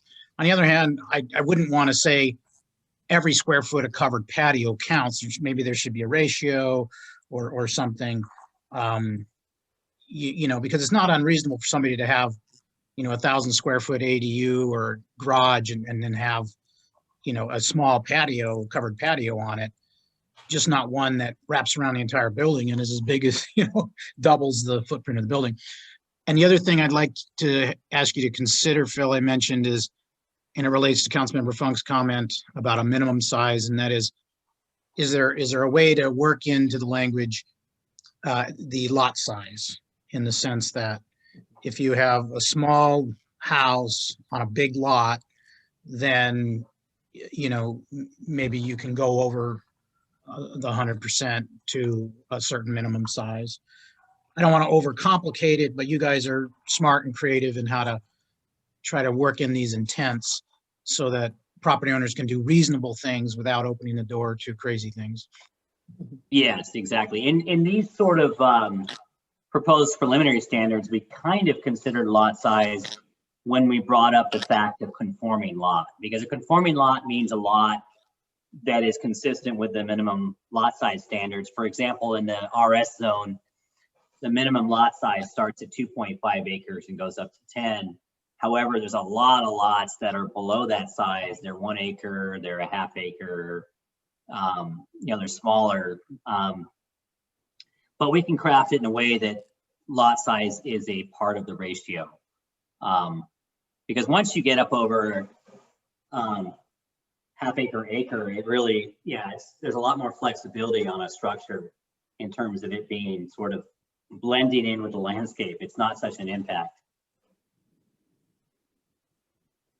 It also seems like, is there, like I'm thinking of with our outdoor cannabis regulations, that it can't be viewed from a neighbor's yard. And not that this has to be particularly that, but I'm also wondering, and it might complicate things, can that be a factor that, you know, sometimes we might be trying to make something architecturally appealing, et cetera, because we want to make sure that it blends in with the neighborhood, and that can certainly increase the cost on something. But if something isn't visible to neighbors to drive by, any of that, can you have something that's a little more utilitarian because you're not impacting the neighborhood? Yes, that can certainly be one of these, what I'll call findings. Okay. To allow a larger structure. Okay. Do you have a sense of our direction and the things that we're finding important? Yes, thank you. Okay, wonderful. On to number 6, scrap and junk. Any points of clarification on this? I will say, just from the, like I said, the calls and the emails and things that I've been involved with over the years, I think our code is incredibly lenient, which, you know, we are very much a live and let live. Yet also sometimes when we live and let live, it impacts neighbors. And right now we don't have that in our toolbox to help neighbors. So certainly including something like this doesn't mean that we're going out looking for every piece of scrap and saying, hey, you're out of compliance. But it does give us a tool when we do run up against it. Councilmember Borbo, it looked like maybe you had. Yeah, I think this is very important. It goes to the quality of life of our neighbors. You know, because years ago, the city spent a lot of money pursuing basically a junkyard near San Gabriel School. And I don't know if it was complicated by a lack of clarity in the city's ordinances or not, but it took a long time to work that through, a lot of effort on the part of the city. I'm sure Rochelle would recall it. And we've been live and let live, but we also live in an era of very expensive housing, and our neighbors shouldn't expect to spend $500,000 or more on a house and then live next to a junk pile. And I certainly remember that case as well. That was not fun. All right, I think we're good on that one, Phil. Let's go on to number 7, the fence wall height. And so what I think we're really understanding is the main thing here is to protect that homeowner, that property owner that could be on the low side of that and facing what looks like a prison wall in front of them and impacting, like you said, their solar, their view shed, and, you know, certainly their property values. So that if something like this needs to be built, CUP, it's considering the owners. It's not that something larger can't be built, but we've got to consider all of those ramifications on neighboring properties. Is that correct? Okay. Looks like Councilmember Borbo has some input, followed by Councilmember Funk. Well, I think, you know, as we talked about, though, you know, if it's the downside property owner that's doing this building, that's a different, you know, that's somewhat of a different story than the upside property owner building this wall. And so I'm not sure how you incorporate that into, in other words, I don't want to make it overwhelmingly burdensome for the downside person to do this if it doesn't have a significant impact on the upside, versus if the upside guy is trying to do this, well, there definitely should be, you know, subject to more review. Yes, we can easily word it that way if council desires. Okay. Would you see a reason not to do that? Like I can't necessarily think of one, but could you say, hey, here's the consequence of doing that? Not necessarily, no. So I think we could all move in that direction, yes? I think so. I mean, I would leave it open that if Phil tomorrow goes, oh, damn, I should have thought of this. Of course. and he wants to address that when it comes back to us, that's fine, but for now. Yeah. Anything else on this one? All right, seeing none, let's move on to number 8. Mortuary Services. I think we probably had all of our questions answered on that. We feel pretty good. Head nods, thumbs up. All right. Number 9, the gates and residential zones. I think we were all pretty good on that. We got thumbs up. Yeah, we're good to go. All right. Number 10, DRC action expiration. Councilmember Funk. Yeah, I think 6 months is a little tight. I can live with a year though, you know, and I think that having some kind of a limit is appropriate. It's just that, you know, and I'm willing to consider a shorter timeline. I just think that I would feel more comfortable since we haven't had a limit. Let's do it at a year and see how that goes.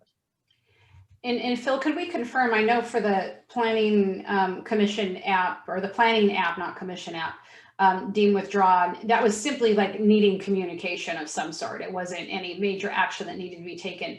Is it the same with the DRC expiration, that if someone simply says, you know, hey, you know, this is taking me longer than I thought, and, you know, I'm not going to be done in 6 months, and we say, hey, you're good, here's your new date, or something like that? Yes, we'd like that first extension or even 2 extensions to be a simple director's request approval communication, as simple as that, so we can have that be not something they would actually have to submit a formal application for, but, you know, give us an update, what's happening. But we need at some point to be able to say, look, the code has changed, things have changed in that location, you need to go back to DRC. So we could do something like either a 6 or a 12-month initial, and then you could do 2 directors, you know, say 6-month extensions or something. So if we did 12 months, you did 2 director 6-month extensions, that gets you to 2 years. Yes. As long as somebody's at least communicating and not doing anything significant. And then at 2 years, if still nothing is happening, then you would need to go back to DRC. Correct. Okay. Yeah, Councilmember Funk is good with that. How do my other colleagues feel? Mayor Pro Tem Newsom is good. Councilmember Borbo. Basically good with that.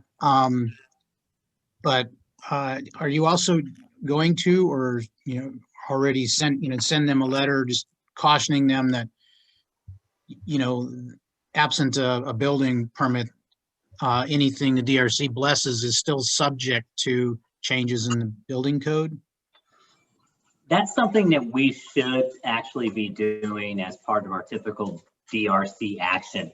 We send out a letter after DRC takes an action on every project.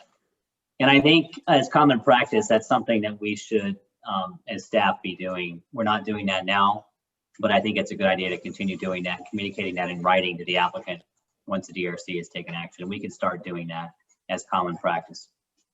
Okay. All right. Well, yeah, and I'm comfortable with the 12 months with the 2 possible extensions.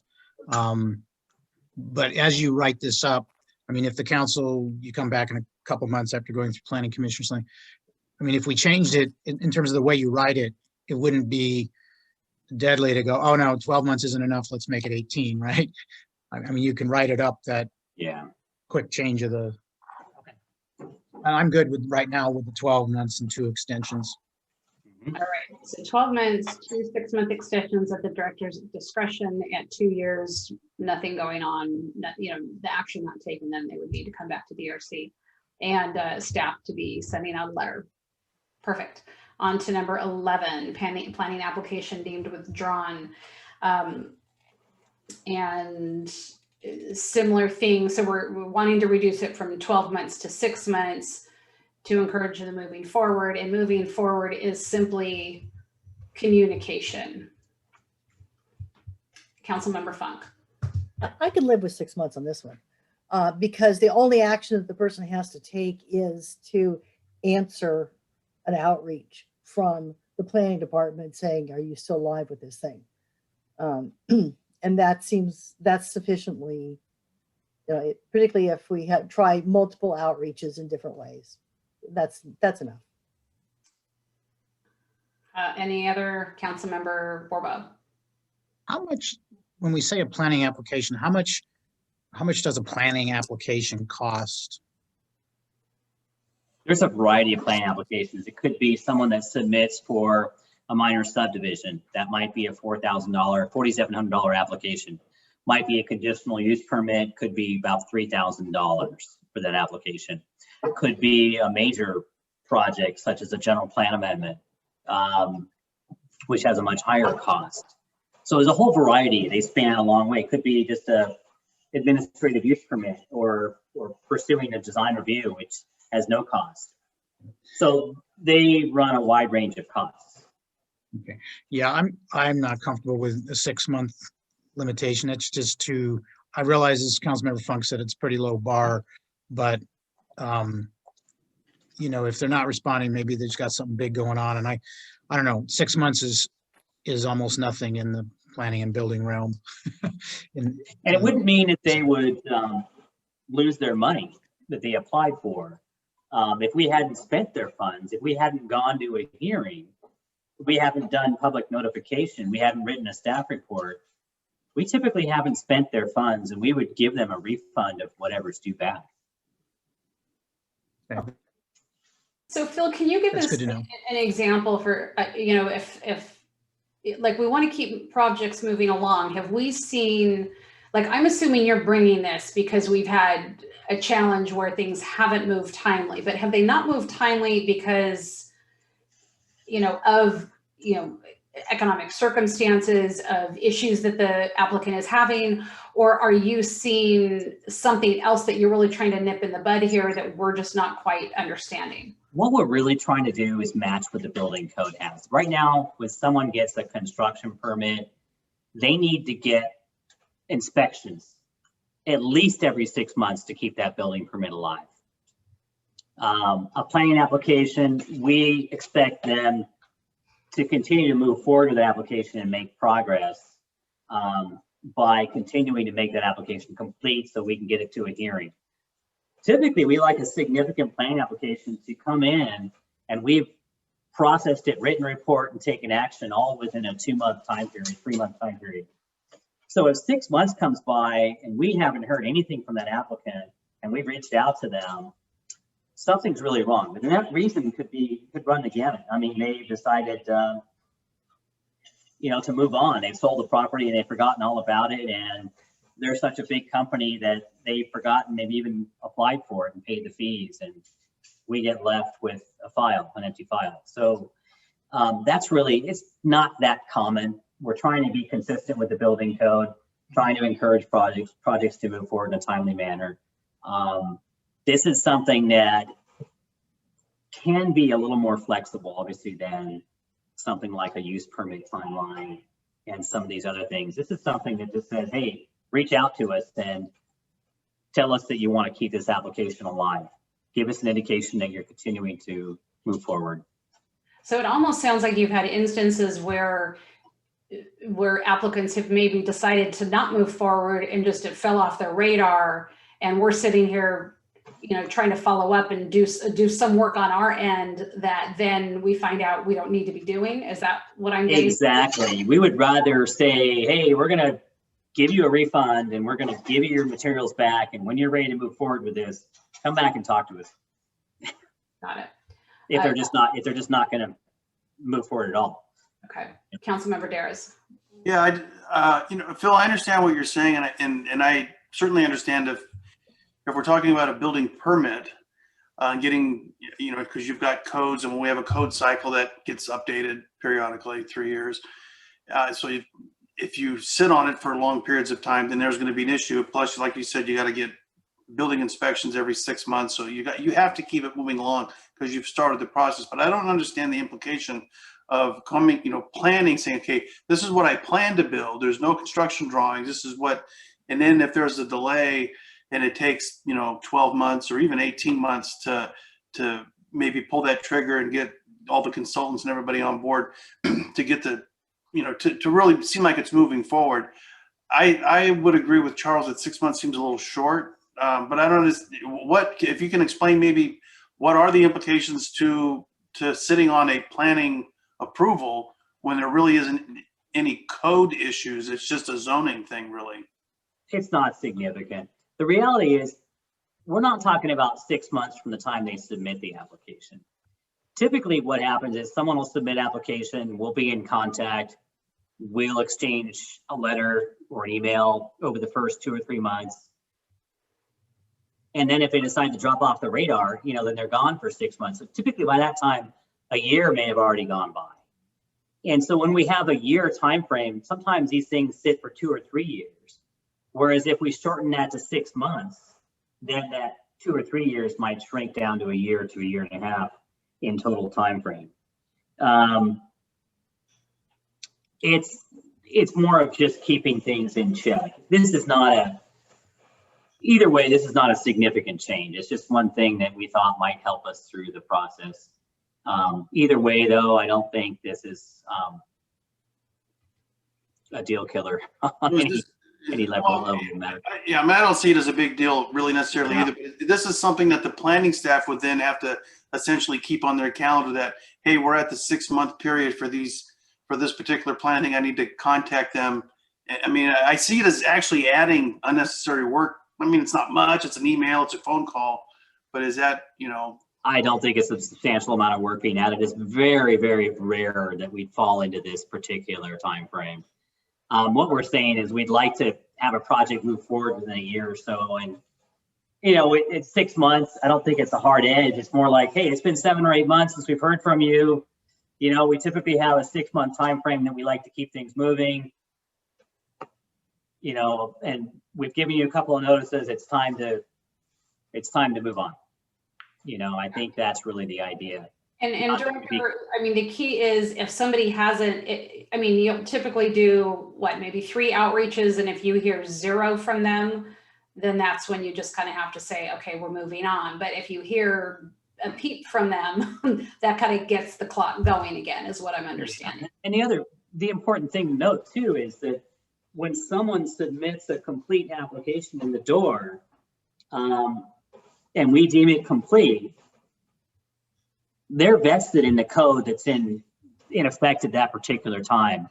And let's say we change the general plan and zoning, the way like we change zoning, you know, try to do things quite often, but if we change the general plan and zoning, they're vested, and they can continue to move forward with that application. So, and if it's something that the city decides that we really didn't want that to be there, we've moved on from that land use of that location because it's problematic. And that helps us along those lines as well. I'd like to hear from Mayor Pro Tem Newsom, because it sounds like we're kind of coming down on different sides of this. I'd like to get her take, and then I'll come to you, Councilmember Borgo. I kind of feel like we are rushing the process. I think that we are in an unprecedented time and things are delayed for so many different reasons. I feel like the timing of this change from 12 months to 6 months might not be ideal, just because people are working through funding problems, project problems, backlog. I know with on design review committee, we haven't seen a few projects come back because the person on the project is buried up in 2 or 3 other projects.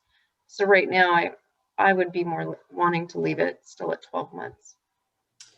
All right, so let's do this. Let's leave it at 12 months and move on from this one. Can we go with that? Sounds good. Charles, give me a thumbs up. Well, I had a question, but it can wait. So all right. Question I'll ask Phil later. Thank you. All right, number 12, corner lot clarification. Are we good with this? All right, thumbs up. We're good on 12. Number 13, side and rear setback exceptions. Are we good with this one? I'm seeing yes. 13, we're good. Number 14, clarifying ground uses in downtown. Are we good on this one? Seeing the thumbs up. All right. And number 15, I imagine public zone table. We're also good on this one. Yes? All right. Very good. Director, it sounds like you have direction from us, correct? Absolutely. Thank you. Great job. Thank you. Good job, Director. All right, now we are moving on to item number C2, which is the resolution to support the Galaxy Theater and Colony Square commercial properties during COVID-19. And I, of course, want to thank Mr. Nelson and Mr. Rimkus for staying on the line for the last 3 hours and 15 minutes. We appreciate you very much. And our city manager, Ms. Rochelle Rickard, will be making the presentation for this item. Thank you, Mayor. Let me check first. Can you see my screen? Yes, we can. Okay, fantastic.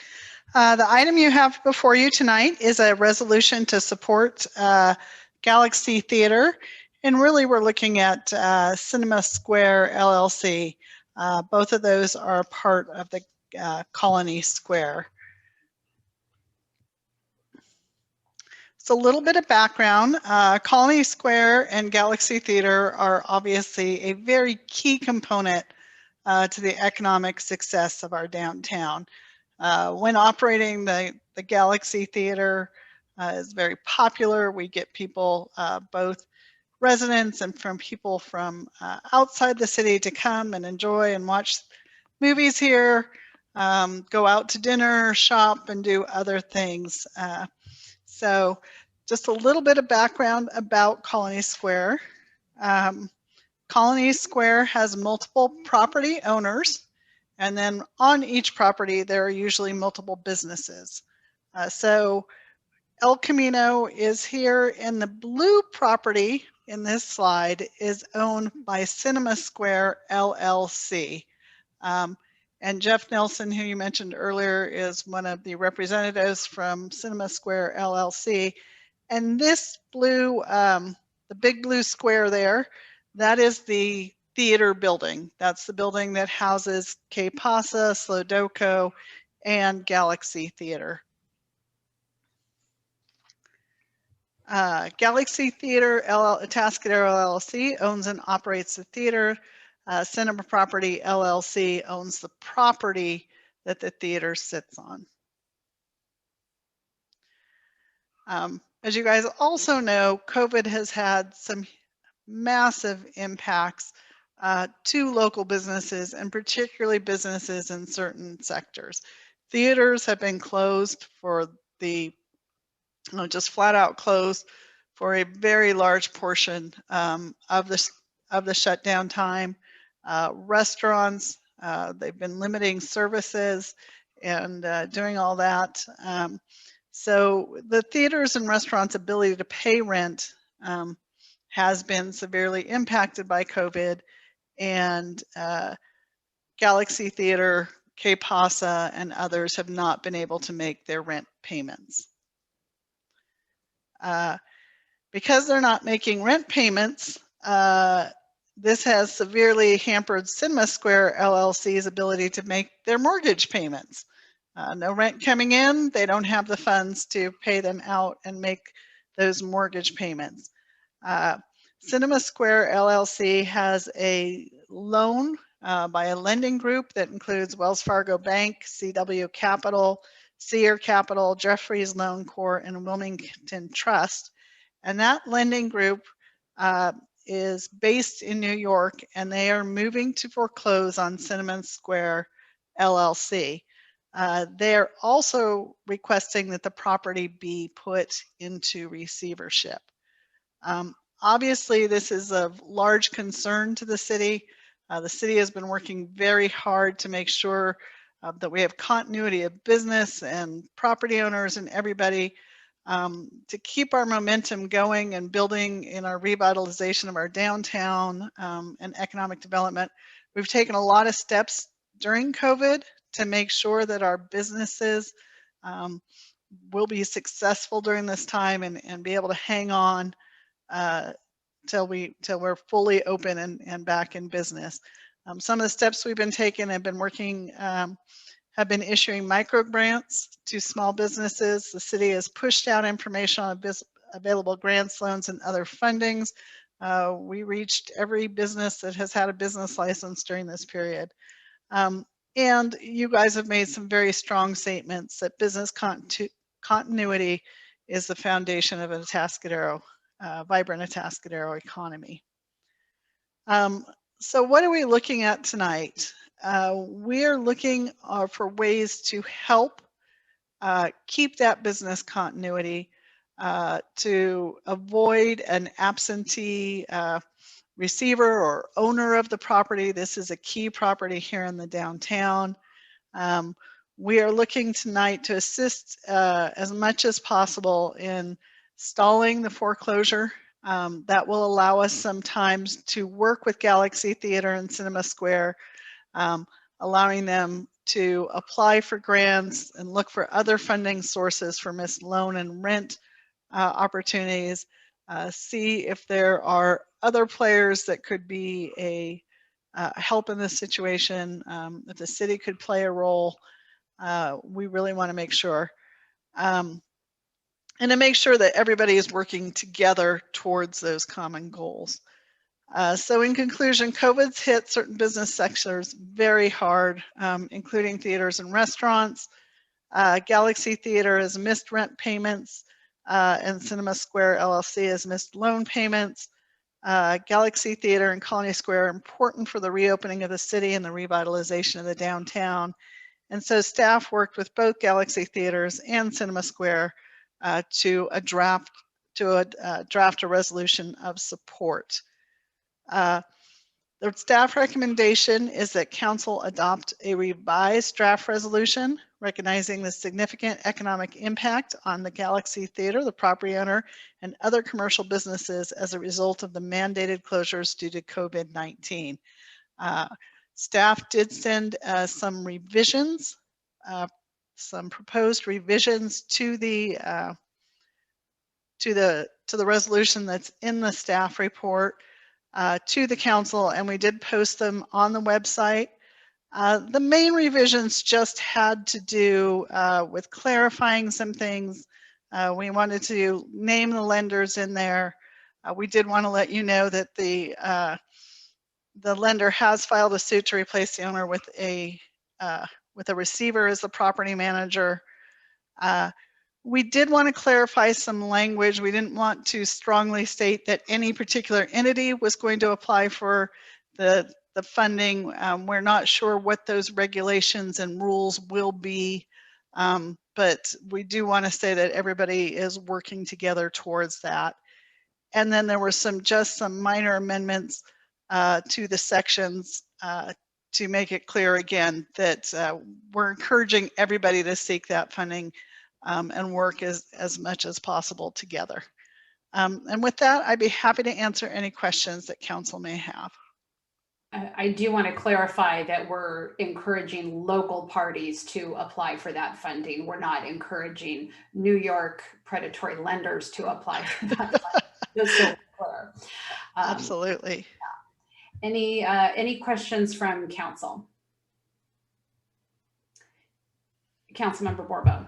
Rochelle, you may not know the answer to this. Maybe somebody on the phone does, but it's mentioned somewhere in the information we received today that New York itself has a moratorium on commercial evictions of this type, which while the lender is based there, does not apply to this situation because the property's in California. California has had a kind of an eviction moratorium of sorts with certain conditions, et cetera, for residents, renters in housing. Is California have anything at all similar to what New York has in terms of temporarily limiting foreclosures on commercial properties? Kind of assuming the answer is no, but I think I should ask it. California does not have anything in place at this time limiting foreclosures. There is some things that are on the book that allow cities to limit commercial evictions until March 31st. So basically it's removing the city prohibition from limiting evictions, but that does expire on March 31st. Foreclosures, any possible limitation or ability for a city to take that, to go ahead and take that measure, it's my understanding that that expired in September. Brian, did you want to add anything to that? I would only add that you have accurately stated what the law is on this at the present time. There is not any authority under state law that would authorize the city to prohibit or adopt a moratorium on foreclosures. Thank you. Thank you. Any other questions before we go to the public? Seeing none, I will go ahead and open up public comment on this item. We have, I know both Mr. Rimkus and Mr. Nelson here. I've got Mr. Nelson's hand raised, and so Luke, I'll ask you to bring him on. Anyone else who would like to speak, go ahead and raise your hand.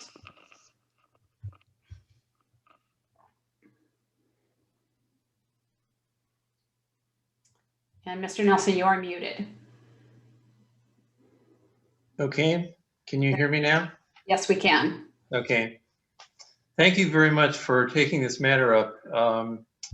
Just to make it clear once again, as she said, we're the owner of the property that includes Galaxy Theater and K Pasa and Slodoco, and we're the landlord and they're the tenants. We bought this property in 2015, and I have a background in both Santa Barbara and San Luis Obispo County, as I went to both UCSB and Cal Poly, played sports at Cal Poly.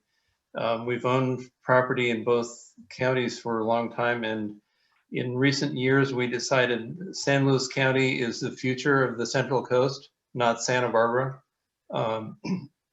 And we said we're going to be all in San Luis County.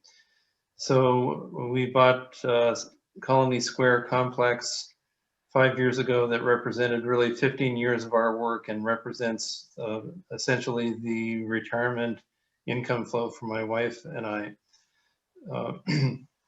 We are all in on this, and we have to make this work. K Pasa has 6 other restaurants. Colony Square has 16 theaters in total, but this is our everything. We have to make this work.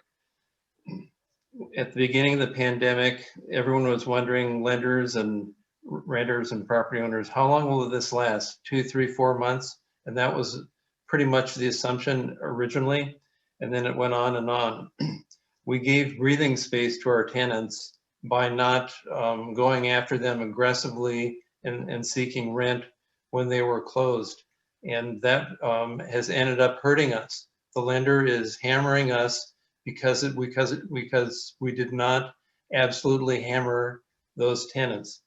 So they've got $180 billion of foreclosure of bad loans. This particular lender, and they're coming to San Luis County to foreclose because they can't in New York. We've got grant programs on the offing that can be a great resource to be the solution, and those are still rolling out. Anyway, I'm very thankful you're taking this up between the federal grant programs and perhaps the publicity that'll come from your action. That this could be pivotal in this David versus Goliath struggle.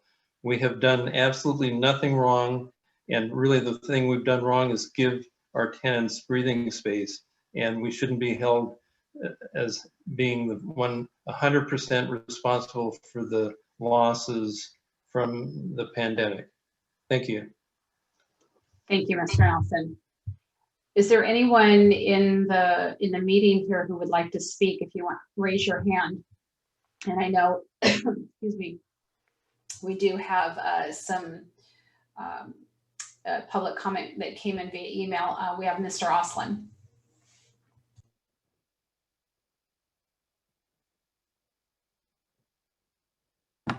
Let's see, hopefully I'm unmuted. Yes, you are.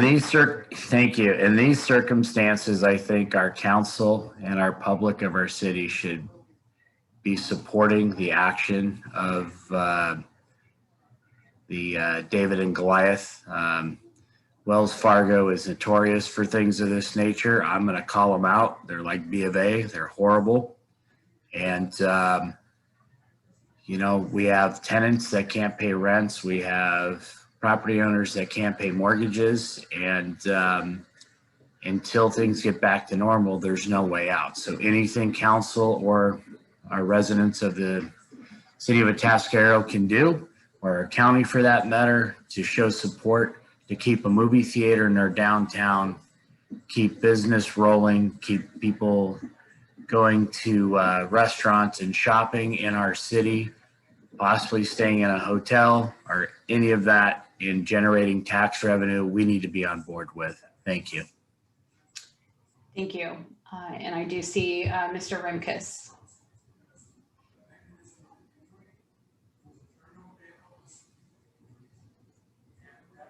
And Frank, oh, there you go. Okay, there we are. Can you hear me okay? Yes, we can. Okay, good evening. I appreciate the time also to be here. Let me start by saying that we are going to get through this challenge. The interesting thing is we don't know, no one I think right now knows all the answers, but we are very committed to Jeff and the city to stay there. Jeff, we know, is a good guy. He's a good landlord. We want to support him and all are supporting him. Thing that Jeff didn't say that I think would be appropriate to say is with the lender.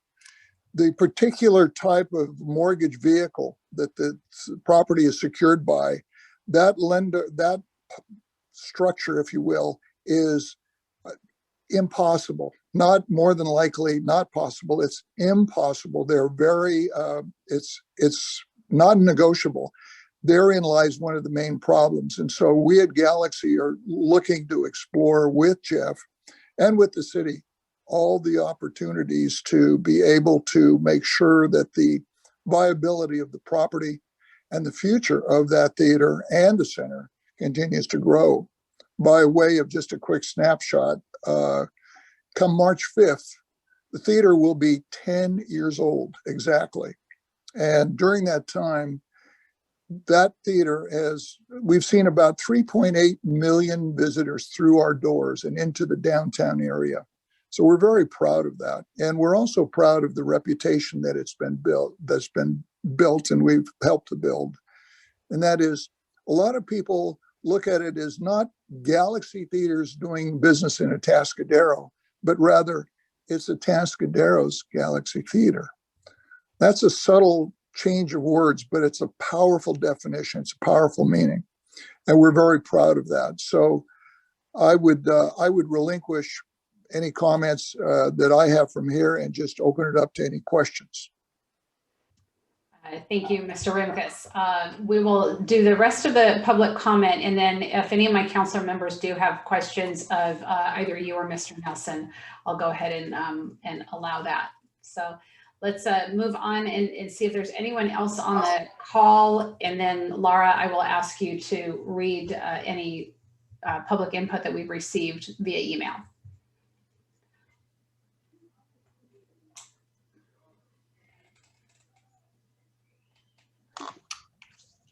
Okay, so it doesn't sound like anybody else is on the call. So we did have one that we forwarded to everyone from Mr. Nelson, but since he spoke, we'll just add this one to the record. Okay. And so I won't read that one out. I'll read this one, which is from Larry Cavaletto. I am Larry Cavaletto. My family and I worked with Jeff Nelson and his family for the last 15 years to put them and us in a position to create Cinema Square LLC and buy the Cinema Square property that includes the theater and other businesses. It would be heartbreaking and terribly unfair to have this property taken by a lender because of the pandemic when no one has done anything wrong. I urge you to pass this resolution. The next comment that was provided is a letter from Debbie Arnold, to whom it may concern, as the supervisor representing the 5th District of San Luis Obispo County, including the city of Atascadero. Economic resiliency during the COVID-19 shutdown has become very important to me.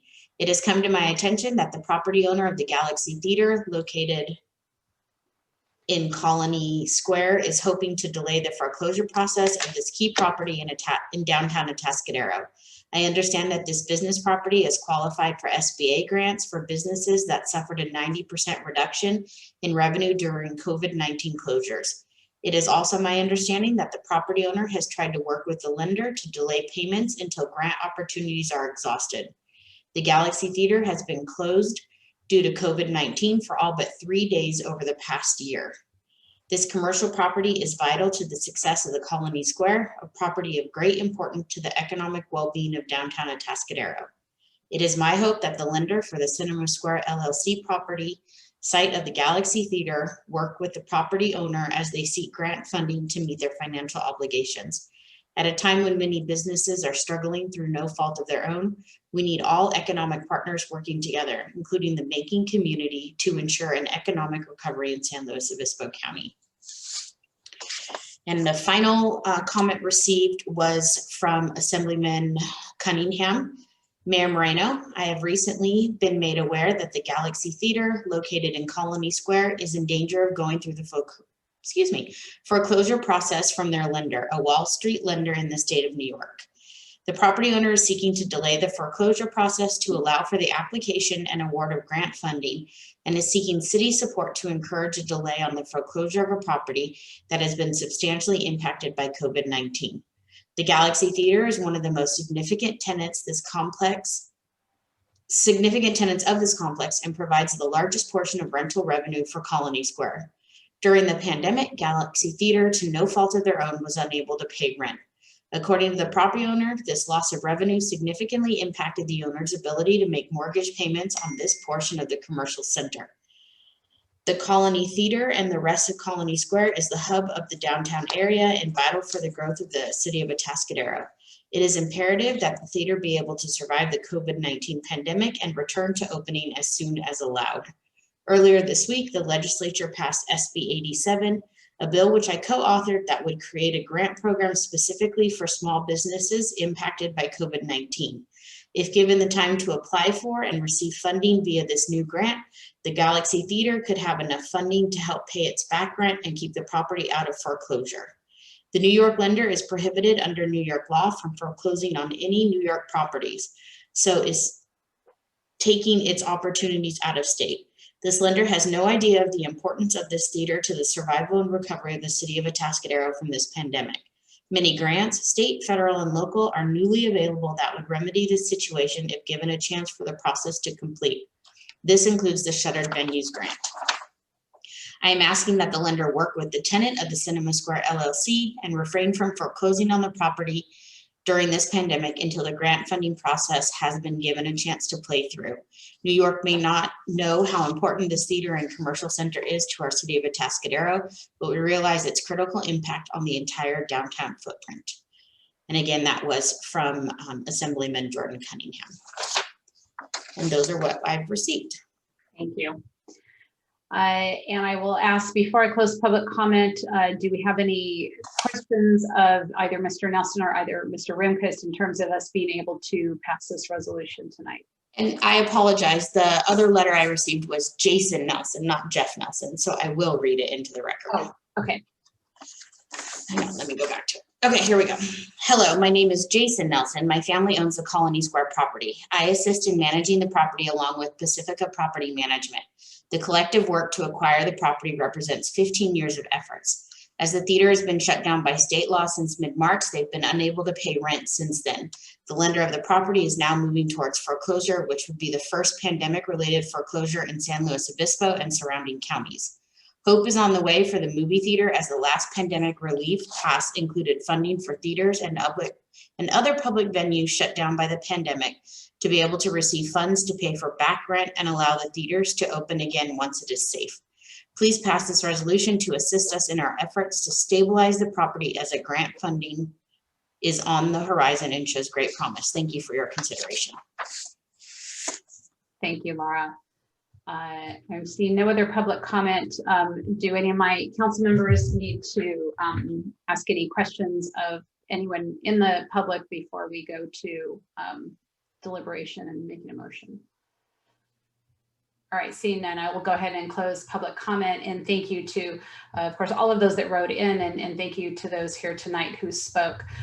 This is something that both the city manager and myself and others have been involved with, talking with both Mr. Nelson, Mr. Rimkus, and seeing what is possible. This is that first step in terms of a PR campaign, and really get this information out there and make sure that we do what we can to put some pressure on.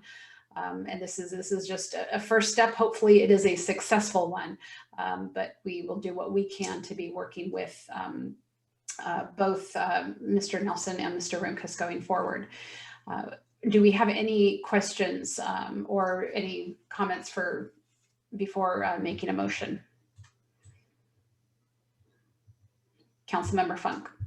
If members of the general public want to be supportive of the action that we're taking, is there a particular way that that Mr. Nelson and Mr. Rimkus would find this helpful? Rochelle, I think, I mean, we're doing a press release in the morning, and what would you say would be useful for the public? I'm assuming commenting online, sharing far and wide. If anyone is in the PR business themselves and knows how to get that word out, if you're like, oh, wow, this is right up my alley, contact us and we will we'll help you to do that for sure. And I would just echo what the mayor said.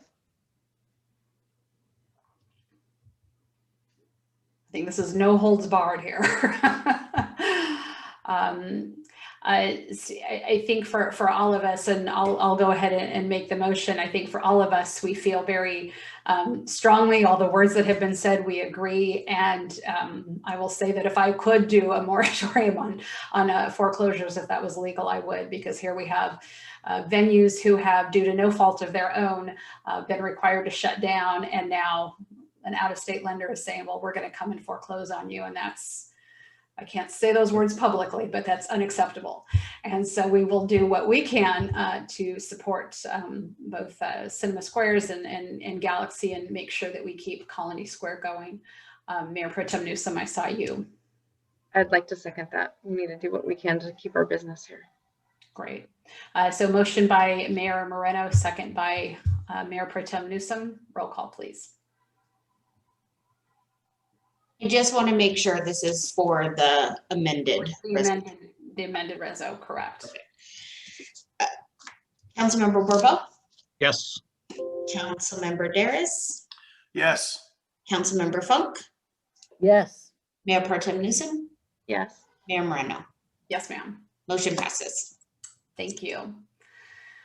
And now on to just a discussion item of COVID-19. If there is any questions, any information we want to be talking about, we are back to, our case rate, adjusted case rate is coming down significantly. We're back to both positivity rate overall in the county and the positivity rate for the health equity indicator being back in orange. What exactly that might mean, is it still the 2 weeks? And I know I have a call tomorrow, but possibly our city manager has more information than I might have at the moment. Yeah, similar to where we were a couple of weeks ago, we have reached that the health equity measure and the testing positivity measure are 2 tiers below the purple.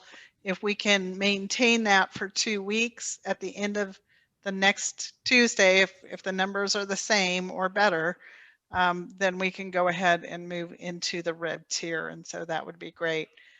We've also had some good news on sports. The governor is opening up some of the sports and softball and baseball and some of those traditional spring sports. He will be allowing, as long as we can maintain a case rate of under 14, an adjusted case rate of under 14. We are currently meeting that metric. So the city will be working with Atascadero softball and Little League and others on opening up our fields for their use in compliance with COVID regulations. Any questions from council? Seeing none, I'll open up to the public and see if we have any members of the public either on the phone or the webinar. If you wanted to raise your hand, do we have any callers on the phone, Luke? We do not. And I will ask our city clerk if we have anything we've received via email to be read into the record. We have not. All right, seeing no one wishing to speak, I will close public comment. And we will go on to our next item, which is council announcements and committee reports. And I will just follow on my screen here. I'll start with Councilmember Daris. I have nothing. Councilmember Funk. Since our last meeting, we've had I participated in a design review committee meeting with Mayor Pro Tem Newsom, and a executive committee meeting with the Homeless Services Oversight Council. And I don't have anything urgent coming up in the next couple weeks. Councilmember Borbo. Yes, thank you. So on February 10th, the IWMA board met, and at that meeting, the board voted 7-6 to rescind the polystyrene ordinance that was slated to take effect in April. And this was a significant issue, took a long time to get to that. In November, the board of the IWMA had voted to focus on on those things mandated by the state, particularly in light of the new requirements coming down the road in SB 1383, which will require some new additional ordinances to be passed, both at the city level and the IWMA level. And as part of these discussions, it's come out the IWMA, even though it has ordinances that also list penalties, the IWMA really has no enforcement capability. It has never issued a citation. It really has no ability to issue a citation. And it will rely on the cities and the county to enforce IWMA ordinances, including mandated ones and any discretionary ones. Since the city would be responsible for enforcement, then I believe the city should decide what it would want in this particular area. So I did vote for that rescission. And so because I think the city should have the choice in terms of what it would want to enforce on any discretionary ordinance, I would recommend that we consider adopting a limited polystyrene ordinance focused on food and beverage containers that are most likely to end up as persistent litter in our streets and creeks. Not now, but in the somewhat near future, perhaps after we exit some of our COVID restrictions and we get through our 21-23 budget process. But I think it would be time for us to at least have a conversation on that topic and discuss that. Mayor Pro Tem Newsom. I too was with Councilmember Funk on Design Review Committee, and I don't have anything else to report. Thank you. As you all have seen in the news release and received the email, Councilmember Funk and myself worked with our city manager and our director of administrative services, and Senator Lair's office has come forward with SB 438 to look at getting us an exemption to recoup that 1.375 million in redevelopment loans. So we're paralleling that with also working with the Department of Finance. So Rochelle and Jerry have put in a tremendous effort to really, kind of repackage and say, here's some things you might not have thought of. And Councilmember Funk, you were really instrumental in helping with the advocacy with the senator's office and in that whole process. So thank you very much. Thank you to our staff. And we're very grateful to the senator's office. And then Assemblyman Cunningham agreed to sign on to that and co-author that bill. And so between that legislation and parallel track with the DOF, we're hoping that something will come to fruition where we will receive that money back that we truly are rightfully due. With regards to meetings, we did have a countywide mayor's meeting on Friday, and nothing of particular note that pertains to Atascadero beyond, of course, Dave Molinak's telling us about now all of the bills that are coming forward. So there are some housing bills that we need to be very concerned about, because sometimes people in Sacramento are making, bills for housing that really fit well in, say, San Francisco, but not so much in San Luis Obispo County. And so we're keeping an eye on those, and we'll be doing some advocacy on behalf of, Atascadero for some of those bills. And that is my report for tonight. So we will move on to individual determination or actions. I'm seeing none. Am I hearing any from staff? No. Madam Mayor, this is Jerry Seebach. I would like to offer some comment under individual determination. Okay. I recall that the previous city council discussed joining the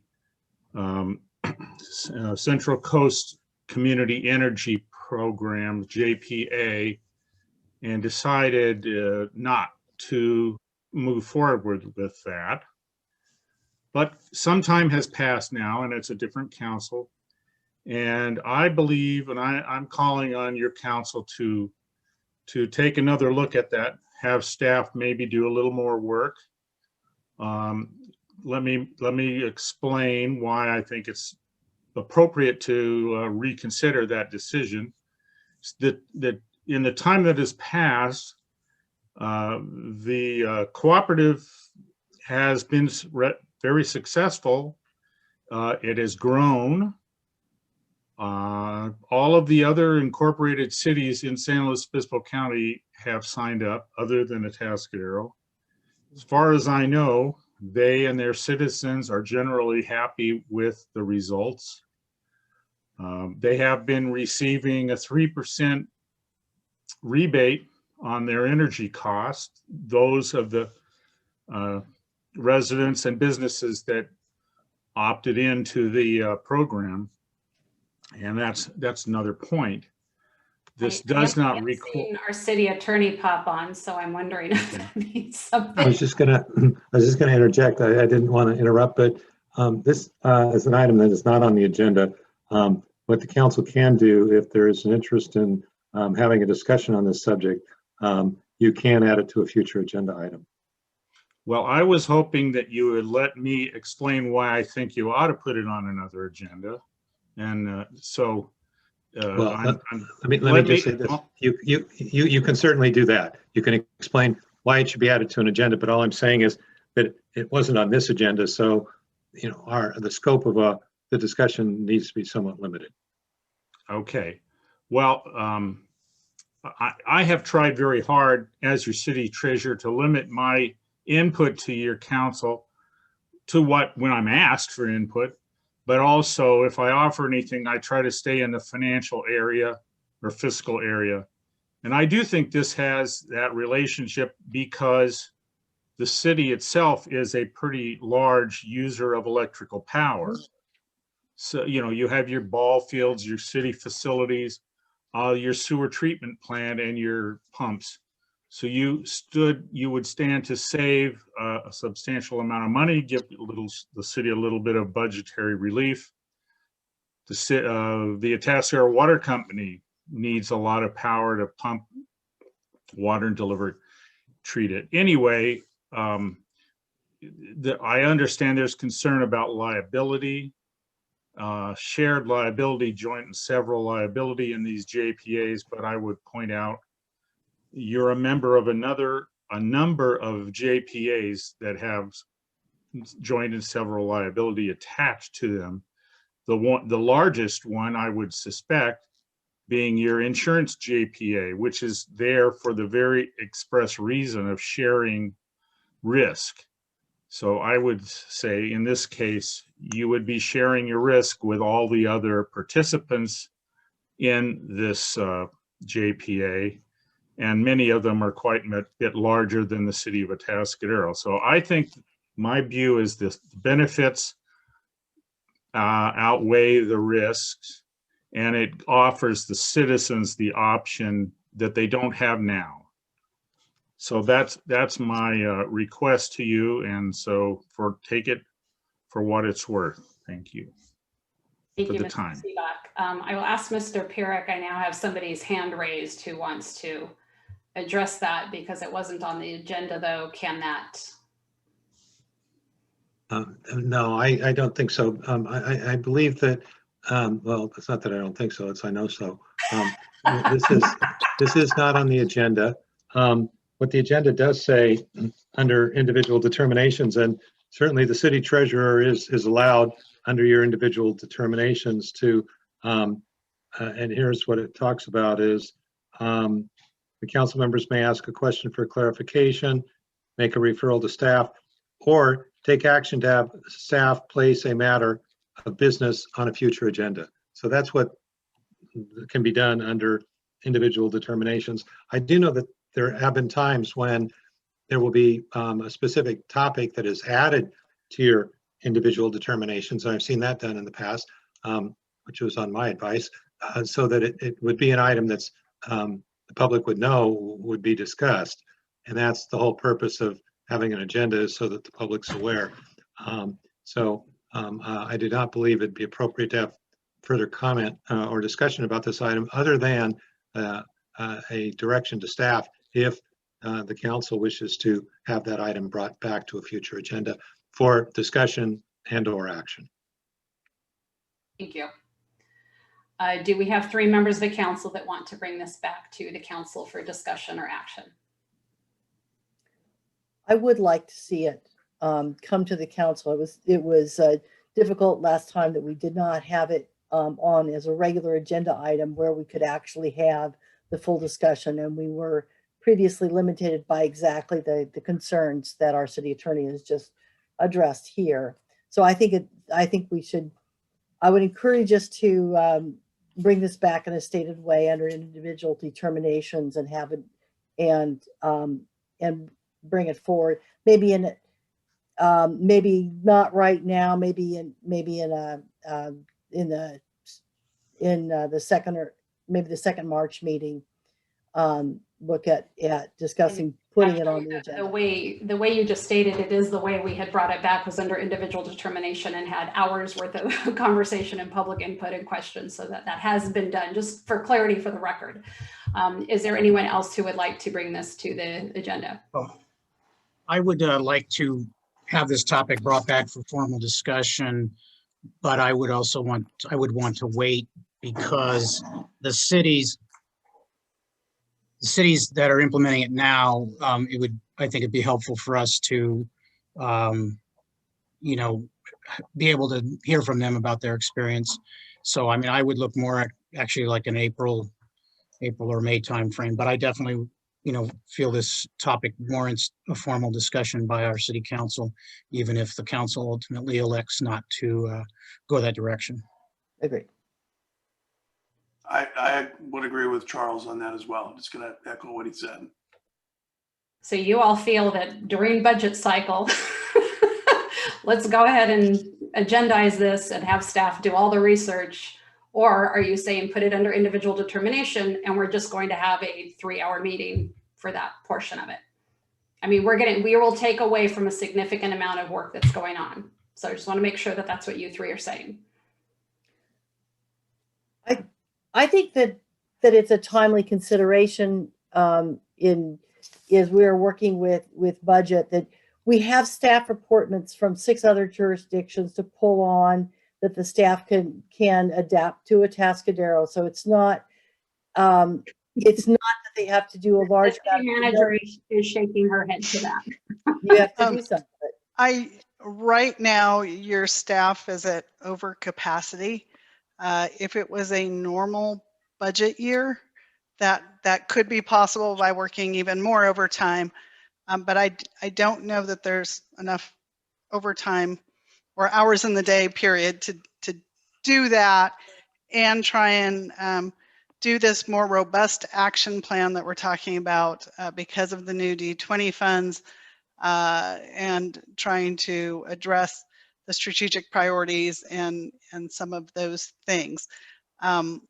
So something will have to give, and I'm not sure, at this point I could come back with some things if you want that. Even gathering all of that, it just takes staff time, even if there is no staff report or any of that. So while I would love to say, yes, we can absolutely put the time and effort into this that we need to. I just don't believe it's possible unless we push back budget.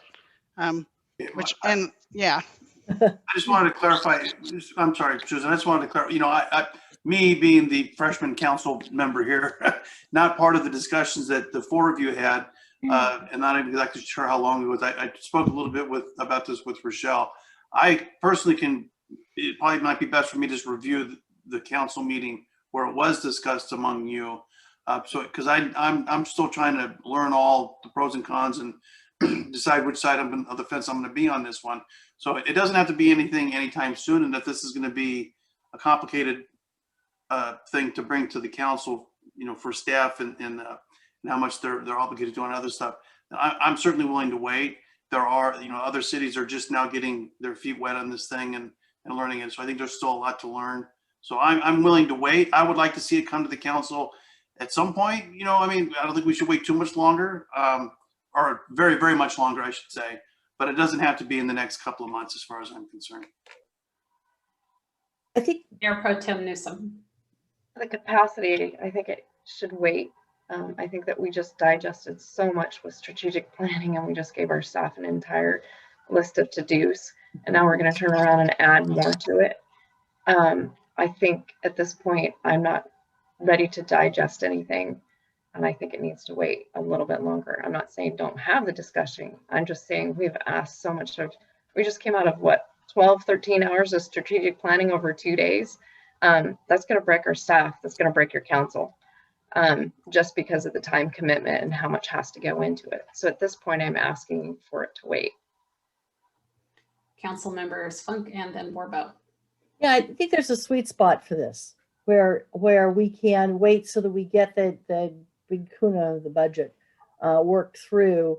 If we pick this up probably the 2nd June meeting where we're on the second reading of the budget and it's formal, that gives staff a chance to move things through. As long as we're actually putting it on the agenda at that point so we can have questions and answers and a discussion about it, of the substance of it, which we were constrained from doing last time because it wasn't on the agenda as a management report or action item. So let me clarify though, because what we had was we had question and answer. We were able to do all that. Hold on, please hold on a moment. We could ask JR, we could ask anyone, anything. What we didn't say is staff go do all of the work to bring to us. So when we ask staff questions, they might not have known the answers to it. But in terms of JR and the folks from Monterey Bay, now 3CE, we could ask any of those questions. So, and we had public comments. So we had a very robust discussion in that. But please hold on one moment. What you're saying is that we want all of that work done right as we're finishing the budget. So if this is coming back for conversation and we're expecting staff to do the research, I know we want to think, oh, just take a few things and slap it together, but it takes more than that, which is what we're hearing from the city manager. So I don't think the second meeting in June gets us there. And then of course we're going right into general plan amendment, but there we go. Yes. I think if we get it on the agenda, the suggestion for 2nd June is that there's a decision-making cycle for getting in with Monterey Bay Community Power where we would need to adopt our action in such time that it fits with their time frame.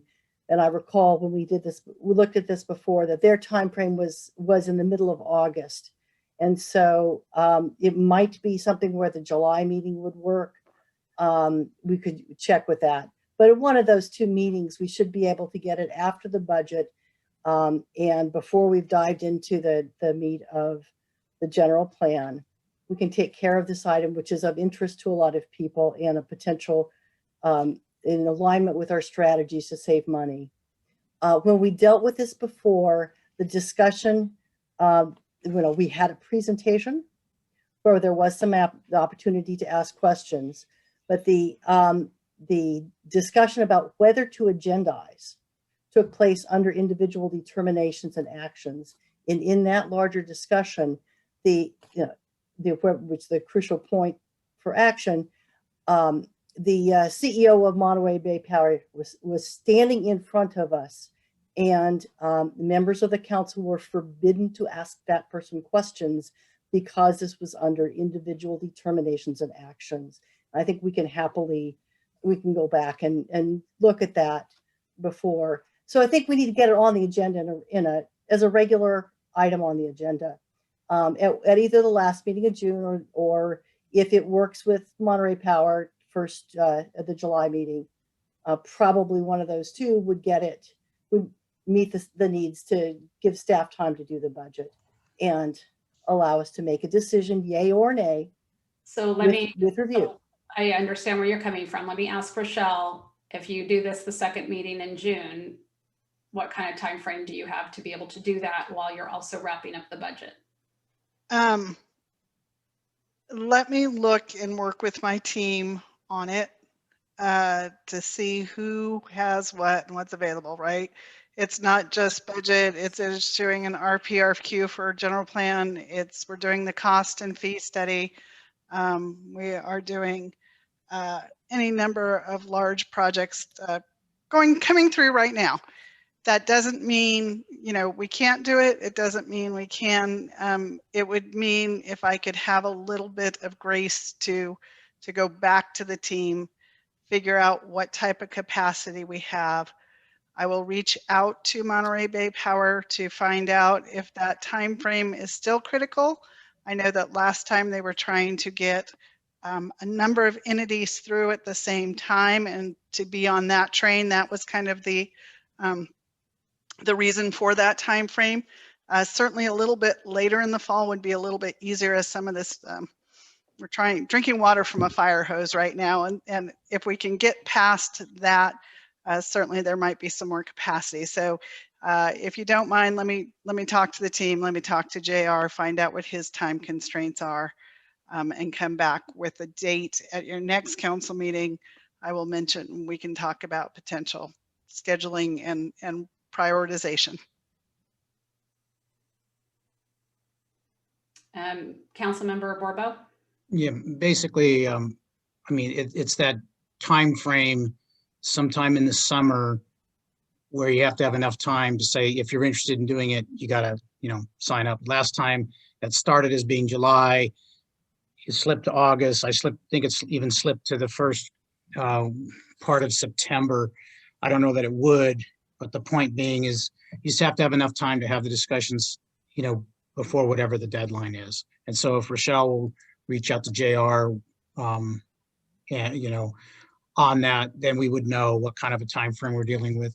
We also, we also can have a lengthy discussion like we did last time, but at least have it on as an agenda item without having a staff report, but just go through the issues, let council members ask their questions, come up with some things that we would, want staff to look at before we have staff dive into a report, because our staff's always going to be busy. We'll have reasons forever to not do this. If we're going to look at that, we'll have reasons forever to never even look at this. And we at least need to get it on for a formal discussion. If we want to push that to July, fine, as long as we don't miss, as long as we don't miss a deadline. Well, and let's be clear, the deadline is for this year. It's not like it can't be done next year. So, I mean, depending on understand what capacity is, and yes, we will always be busy, Yeah. but this year is like no other year that I've been on council anyway. So it's not like it's do or die. This thing is going to be around forever. If you sign into a JPA, you're hooked into it for life. It'll be around forever, and it's been 2 years.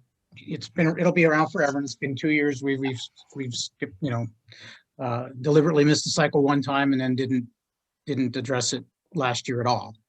So anyway, I think it's been covered. So. All right. Rochelle, do you understand where we're coming from? Well, if I could, I was going to add, I just wanted to chime in on, on my feeling on this. I'm thinking if it might not be prudent to even wait a year until see how the other cities fare once they get a year under their belt before we can really analyze how, how this is going to work for us or not. So again, it doesn't have to be even in July. I mean, if we're going to wait a year, if this is a very busy year for city staff and this is going to overburden them, I'm okay with, let's see how other cities fare, you know, with a year under their belt on this thing, and then have a formal discussion at that point. All right. Well, I think you know where we're coming from, and so Yes. okay. I will bring you more information on timing and capacity and various options for placing on the agenda at your next meeting. All right. Thank you very much. Do we Thank have you. any other individual determinations? Seeing none, meeting adjourned. Bye all. All right, everyone. Good night. Night.